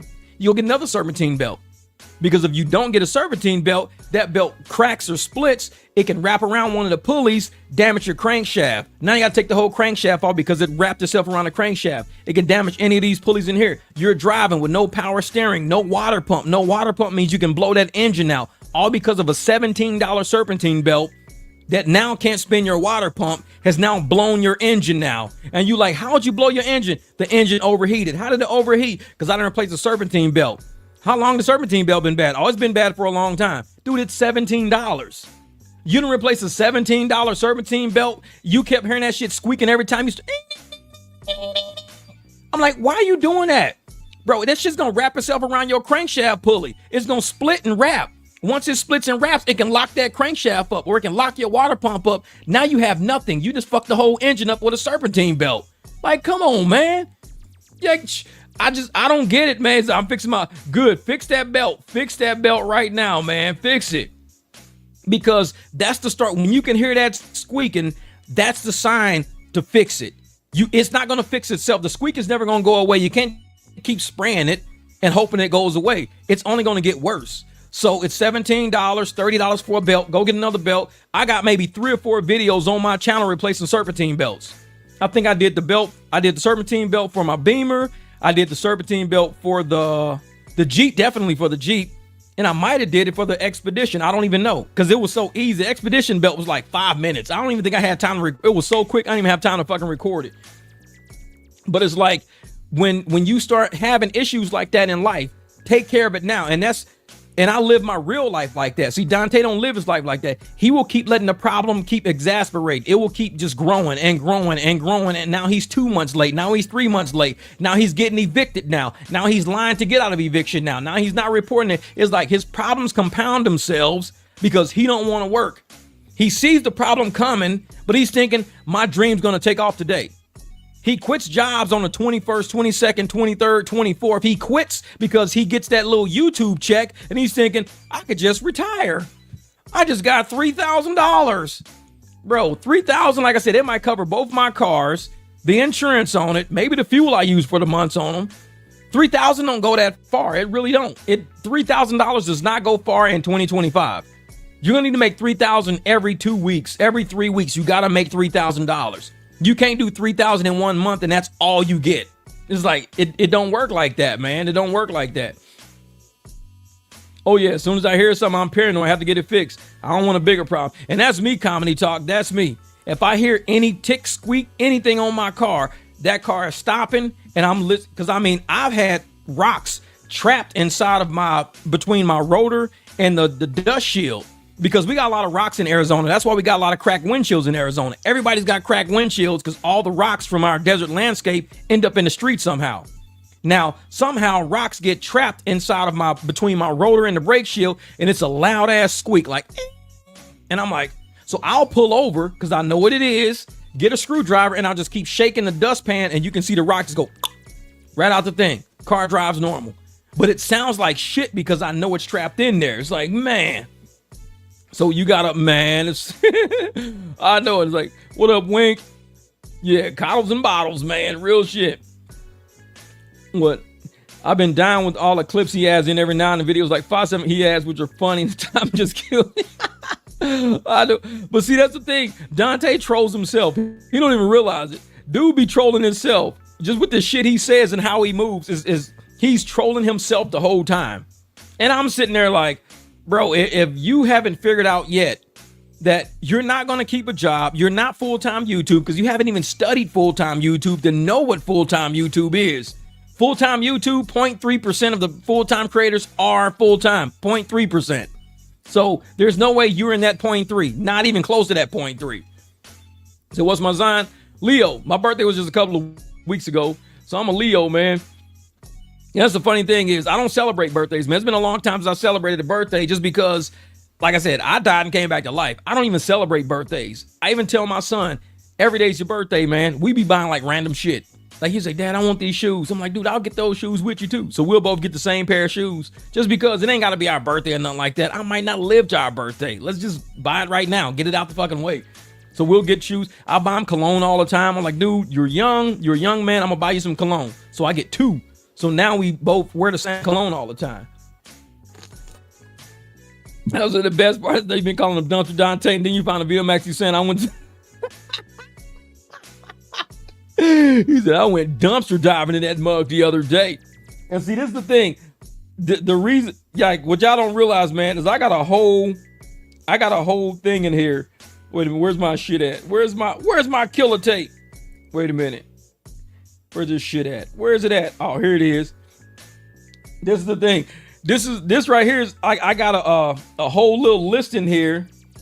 And this is what I be doing right here. Hold up. Dumpster diving in this mug yesterday. Wait a minute. Wait a minute.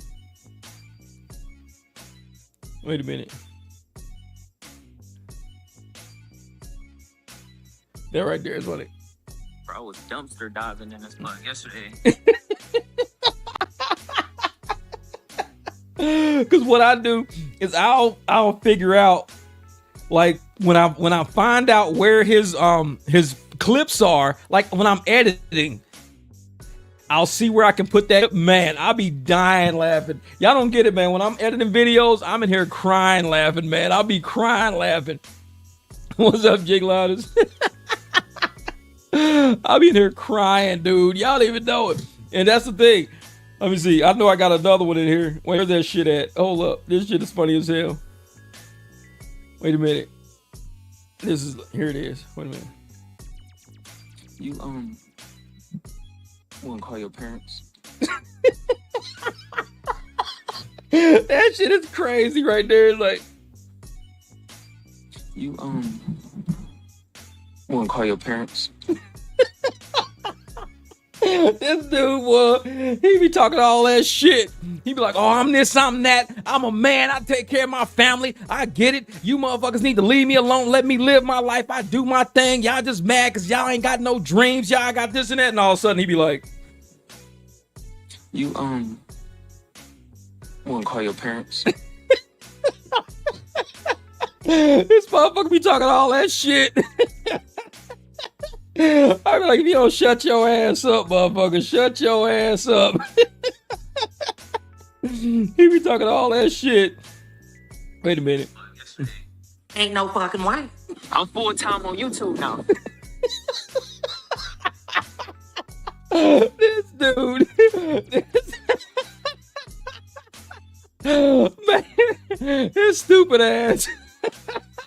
He's fucking stupid. He be sitting there talking all that shit. He be all that shit, man. This motherfucker like, yeah, I'm full time on YouTube now. Then he be like, wait a minute, this is funny as shit. He be like, this is funny as hell. I be doing this shit, man. I be in fucking tears. Cause he be talking all that shit. And he be like, oh yeah, motherfucker, I'm gonna do this, I'm gonna do that. I'm full time on YouTube. And he'll be like this, hold up. I'm gonna probably go ahead and get my storage unit. My mom even offered to help pay for my storage unit.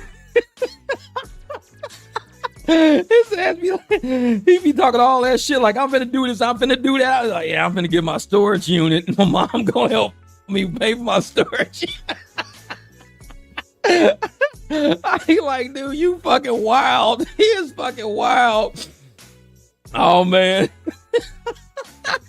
All that shit right there. He was the most. This is gonna be my first time walking in my brand new apartment. That motherfucker said, click, started walking down them steps. Your ass going to the dungeon, baby. Dante's dungeon. Man, I'll tell you, Jen, hey, we been here dying laughing. We be fucking crying. We be crying, man. He's just, man, I'm just mad. I used to support him thinking young man gonna make it out. Hey, but the thing is, everybody was hoping. Everybody was hoping. But he stops, man. He stops. He will be like, I'm gonna go get a job. 2 days later, yeah, I quit that job because I was pulling up and I was like, you know what? I'm better than this. I ain't doing this job. I'm better than this. I'm like, bro, you gotta fucking not do that shit. Don't even do that to yourself, man. Wait a minute. What's this one say? Oh, no, not that one. I'm gonna see something. What's this one say? Wait a minute. If you talking all that shit about how you making all that money, then he be like, I think I'm thinking about part just filing like a bankruptcy. Maybe chapter 7 or 13. I don't really know which one, but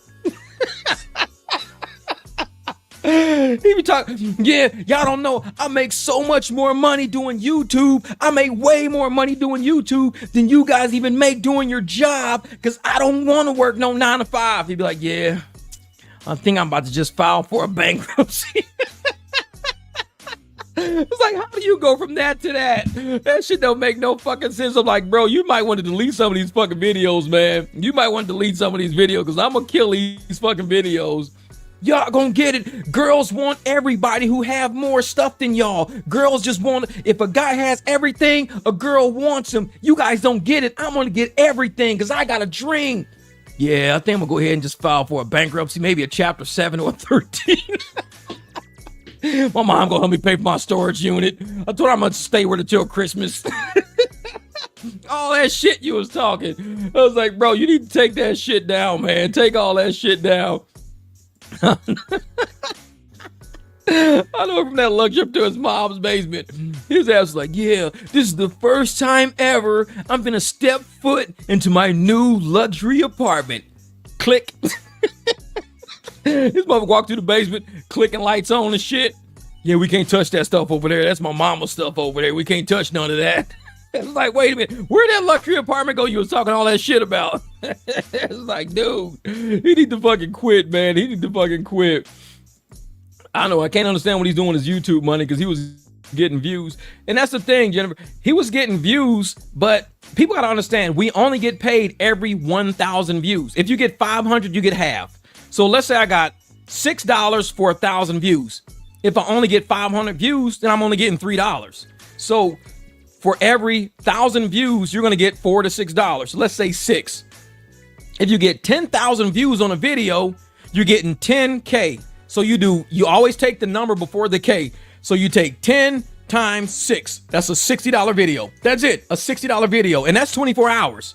So you made $60 in 24 hours off of YouTube. So let me show you what that number is. $60 in 24 hours. Let's do 60 divided by 24.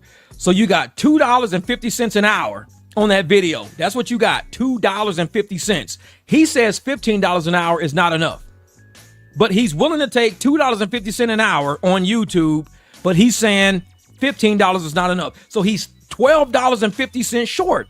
Every hour of the day, he's missing $12.50 because he got a 10,000 view video, 10,000 views, only paying you $60.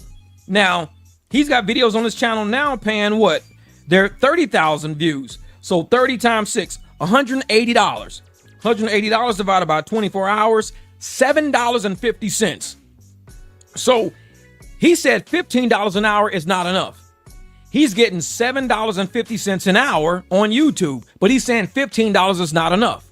This is what throws me. So if you say $7.50 is enough for you because you're getting 30,000 views a day, if you drop a video, you're going to get 30,000 views in that 24 hours, but you won't go out and get a job paying you $15 an hour. Because if you got a job paying you $15 an hour and you work that day, you'll be doing okay. But instead you say, nah, I'm going to go out and I'm going to do YouTube videos. But dude, you're only dropping one video, getting 30,000 views maybe once every week, twice a week. So if you do a whole week and you're only getting 60,000 views a whole week, that's $360 a week you're getting. $360 per week. So if you do $360 divided by 7 days, wait a minute, let me close that. $360 divided by 7 days, that's $51. I don't know, that might be 360 divided by 7 days. Yep, $51 a day. So you're okay with making $51 a day on YouTube. $51 a day. $51 a day. When you could be working a full-time job or even like working a gig job, making $200 a day. So you're minus $150 a day every day you only do YouTube by itself. You're losing $150 every single day. So to me, his math is just off, man. I don't know why he walks around saying I'm doing YouTube full time. People who don't do YouTube make more than you. Who on his list is going through evictions as much as he is? Who on his list is 2-3 months behind on card notes? Who on his list is asking their mom, can they live in the basement? Nobody, because everybody's got jobs. The only full-time YouTuber is the one going through all the bullshit because he's thinking he's too good for a job. You're married, you got a kid, but you're too good to take care of yourself. You're too good to take care of your family. I'm full-time on YouTube. I don't got to take care of no fucking body. I'm full-time on YouTube. This shit don't make no sense to me, man. It just don't make sense to me.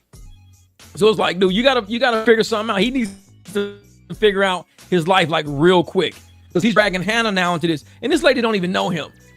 She's 25 years old. Been knowing him for a year. They met each other August last year. Been knowing him for a year. From the time she met him to where he is now, he's worse off now than where he was when they met. He had his own low-income apartment. He had a car that was already paid for. Now he's got a truck he can't afford and he's about to be homeless. And he's married.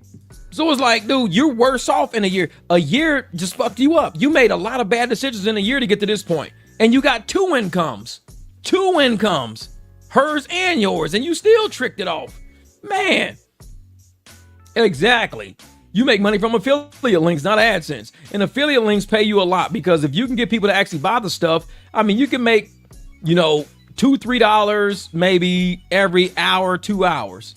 So if you're making $3 every 2 hours, but you're only making $2.50 an hour on AdSense, you're making 50 cents more an hour in a 24-hour period from affiliate links than you're making from AdSense. And you have a 300, you're not even monetized. So it's like, and you can even make more based on what you're selling. Like if you sell a rug or you sell a table set, you might fuck around and get like $14 off of that one sale. You do $14 off of that one sale. If you could do that like 5 times a day, that's $70 a day. And remember, I just said on YouTube, he's making $51 a day. So he can have 75,000 subs making $51 a day. You got 300 subs making $70 a day on affiliate links. So you're making $19 more a day and you have 75,000 less subs than he's got. But you're making more than him because you know how YouTube works. He don't know how YouTube works. He just walks around, I'm full time on YouTube. Look at me, I'm dropping videos every day. Cool story, bro. It's like, but you're making $19 less per day than somebody else who's just dropping all affiliate links. Because like me, the pool shit I bought for my swimming pool, it was an affiliate link for somebody because I saw the pool light. Don't know where it was on somebody's comment. I clicked the fucking pool light. I saw how much it cost. I said, well, I'll take a chance on it. So I bought it. I clicked on somebody's comment. It opened up a page. It was their affiliate link. And I bought a pool light. So whoever was selling it, whoever put that link in, the affiliate money off of me buying a pool light. They could have got $4, $5. I don't know. But when people drop affiliate links, it's people like me who may not want to scour the internet looking for something. I just so happen to see a link. I'm like, oh shit, let me look and see what this is. If it's a pool light, let me check this out. So I click it and it's something I like. I'm like, oh shit, I'm buying this. That's how affiliate links work. You got to put them places, stick affiliate, because you don't know who's looking for what. I could be looking for fucking coffee mugs. You don't know that. I could be looking for these little cups because I use these a lot. I got 3 of these. I wish I had 10. But I always put they're like these little cups and you fill them with juice or you fill them with coffee all the time, whatever. People are looking to do stuff like that. When you're looking at phone cases, let me show you. Put affiliate links for phone case. These are all the phone cases I got. Here's one. Here's number 2. Here's number 3. Here's number 4. Number 5 is on my phone. Number 6 is in the kitchen. The number 6 one is actually waterproof. I could put that one in a swimming pool. My phone actually goes underwater in that case. This phone just hangs in my truck, but the one in the kitchen goes underwater. So I got 6 phone cases. 6 fucking phone cases. If you put affiliate links for phone cases in your shit, somebody's gonna buy a phone case. We always buying phone cases. So what you need to do is say, I'm gonna put affiliate links for phone cases in everything I do. Just phone, because somebody might say, oh shit, phone cases break all the time. I know one of these got to be broke. Let me see. This one's broke. So this one right here had like a little hook on the back. There's a hook you pull up like this, and you can sit it somewhere so you can watch it while it's flat. It's kind of like this hook here. So when you lift this hook like this, the hook sticks out like this. So I can hang this on stuff because I'll hang it on something sometime just so I can see the phone. You can sit it somewhere and watch TV. Well, this hook broke. So this phone case really ain't worth shit, but I keep it anyways. But once it breaks, what happens? I'll look for another phone case. This one has just got a magnet on the back. So I use this for whatever. I can just stick it on shit. This one, I don't think I even opened this one yet because I got the red one. This one I haven't opened yet. Well, I think I'll open this one too. This is a red one just like this red one. So I got 2 red ones. But the problem is this one is this one is my real phone. This is for S24. This is a S23. So it's a little bit different. So I'm like, shit, I bought the wrong case. But always put phone cases in your affiliate links. Everybody's looking for one. And promote phone cases. Be like, hey man, have spare phone. Because I got waterproof cases. And tell people, I drive people to the lake all the time. And I ask them, hey, you got a waterproof phone case? Nope. I said, well, you got to take a Ziploc bag then. Because if you don't have a waterproof phone case, you got to put your phone in a Ziploc bag, zip it shut. Leave some air in it, though. Because if you zip your phone case shut and there's no air in it, it's going to sink to the bottom of the river. But if you put air in it, you Ziploc your phone, it's going to float like a balloon. So if you drop your phone out your thing, guess what? Your phone is going to float. It's airtight and it's just floating. So always have a waterproof case, put it in the Ziploc, add some air to it, then you go tubing. So like I said, always put waterproof phone cases in your affiliate links because people want waterproof phone cases. They need one and don't even realize they need one. I mean, I don't really do. I just go buy link. I buy shit off of people, man. It's like, whatever. This is Uncle Jeff. Not everyone has an entrepreneur spirit like you. That's why he was both comfortable and proud to be leeching off the government. I'm telling you, man, that's what it is. It's like you can't be comfortable at the bottom. You always got to be looking for a way to stay off, because this is my thing. I don't want a safety net, because a safety net makes you too comfortable being mediocre. You always got to say, you know what, don't give me no safety net. Don't give me no way out. If my phone gets turned off, then that means I don't get any business. I can't get to my clients. My clients can't call me. I can't call them if my phone get turned off. So the fear of that happening should keep me working. But if somebody tells me, man, don't worry about your phone bill. If it get turned off, just give me a call, man. I'll take care of it. That means I'm not going to work hard to keep my phone turned on because somebody already said, hey, man, don't worry about your phone. If it's getting turned off, call me. I'll take care of it. Same with housing. If somebody says, hey, man, don't worry about the bill. If you ain't making money that month, come talk to us and we'll adjust your rent down to zero. Oh, for real? Yeah, if you ain't making no money, just let us know. We'll just drop your rent down. I don't get that shit. I don't have a safety net. So it's like, fuck that shit, man. Oh, yeah, Jen, they got waterproof phone cases. And the thing is, because of the USB ports and stuff at the bottom, what the phone case does for those things, there's a plug and it just plugs like this and no water can get in. So my waterproof case is, in order to charge your phone, though, you got to plop the plug out and then you can put the insert in. But normally, when I use it, you just pop the plug in, you don't take it out because my phone's already charged anyways. But waterproof cases, it's got the camera. I mean, they're perfect. You'll definitely need one. A waterproof case is what you're going to need. And if you don't get one, get a ziplock that shit in there. Because if you happen to drop it, at least the phone will be dry. It's like, man. 2 channels, they both were crochet, but I changed the name of one of them. Content. Thriving Dante stole content and tried to sell it on this channel, but knew nothing about the content. Yeah. Thriving Dante stole content and tried to sell it on his channel, but knew nothing about the content. Was that Dante stole your content? I don't know, man. I don't know. Yeah, that's getting about the airtight, protect your phone. Yeah, because I take people up to the river all the time because when they want to go tubing and you see people walking around with their phones like this, I'm like, dude, everybody need to bring, even if you get a 1 gallon Ziploc and put both phones in it, you can get the regular sandwich one Ziploc, let some air get into it because once it drops out your raft or whatever, you don't want the phone to sink to the bottom of the river. You want it to float. So make it look like a balloon.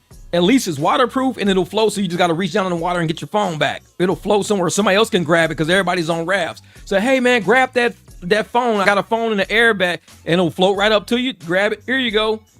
But you see people walking around with just their phones in their hand. And they're like, yeah, my cousin dropped their phone in the river. And I'm like, she didn't put it in a Ziploc bag? No. No waterproof case? No. Just carrying a phone near a body of water. That's just trouble waiting to happen. It's like, take a Ziploc bag, get a gallon and just put 2 or 3 phones in there. Make sure air get into it. Shut it. Now it'll float. If you drop it, it'll just float and somebody will grab it for you. It's like, don't ever take a phone to a river without something to protect. I don't know how people make it, man. I'm like, shit, if I'm ever near water, even when I go to the pool outside, this phone don't go near the pool without that waterproof case on. Because all it takes is for me to hit myself in the hip as I'm walking and my phone goes bloop, flips out of my hand right into the pool. It can happen. It can happen. So what I do is I go into the kitchen, I pop this thing off like this. Boop, boop. The phone case comes off pretty quick. Slip it into the waterproof case, snap it together, right out to the pool. When I'm done, snap it right back in here like this.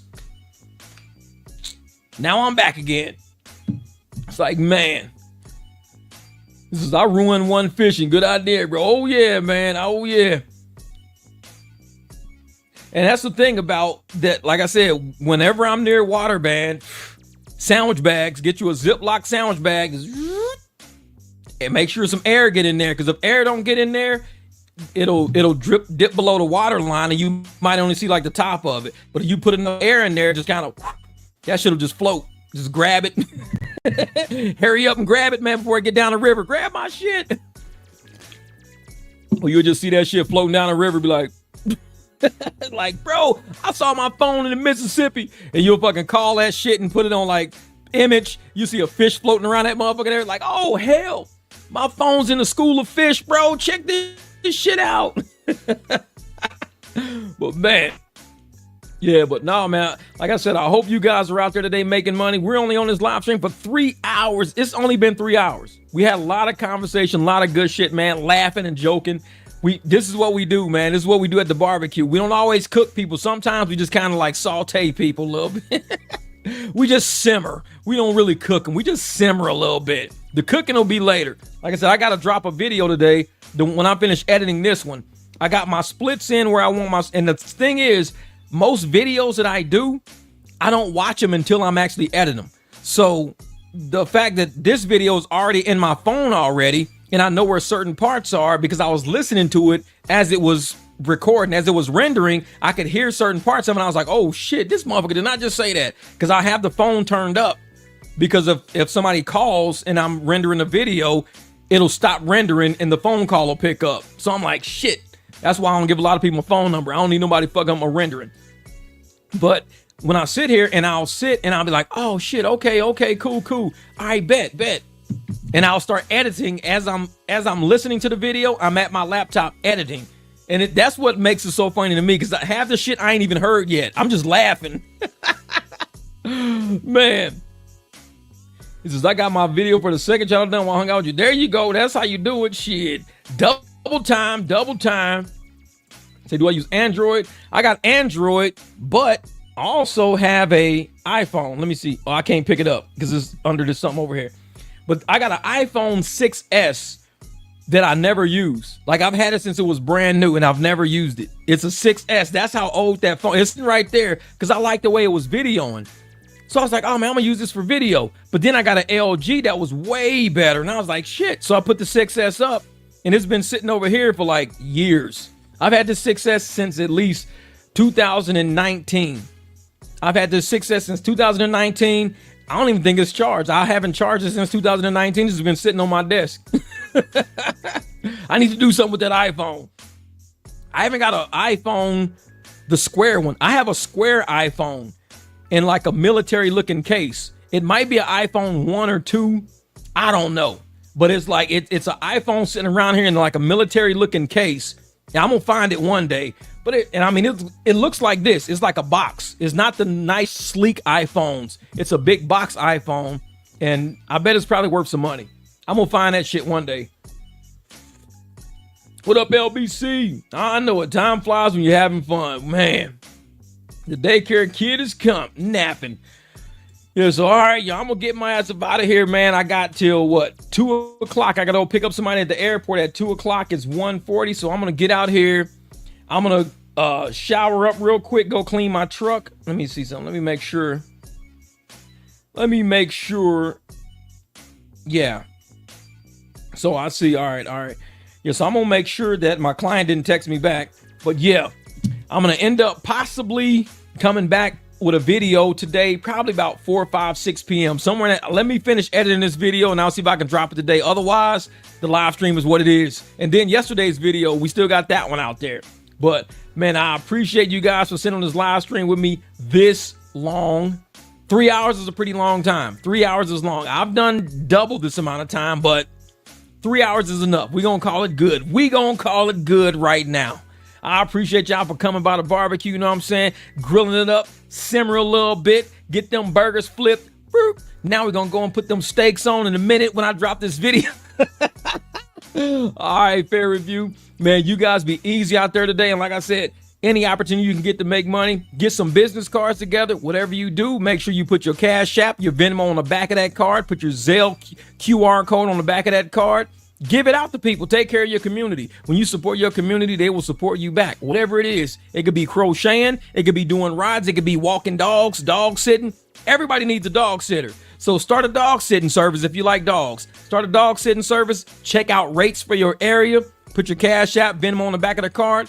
Whenever you go to PetSmart, Petco, anywhere else, stick your dog sitting card right on the PetSmart board and be like, dog sitting, these are my daily rates. Guarantee your phone gonna ring one day and you're gonna be like, holy shit, I just made $100 walking dogs, man.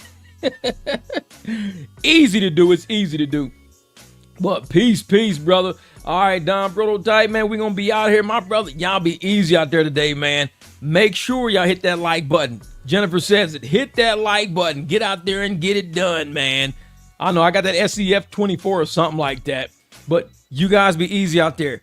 I'm about to go jump in the shower. I got a client coming up to the airport shortly, but I'll be back. Let's keep doing this, man. I love these live streams. Let's keep doing it. We know Doe Trash and Dante will never, ever do a live stream. I'll wait for the day either one of them ever do a live stream. We know it's not going to happen because when you full of shit, you don't want people to call you out. So you tend to not do live streams. We do live streams all the time over here because I'm like, hey, call me out if you want to. I don't give a shit. If this is what we do, this is what we do. Let's get it. Let's get it. Y'all be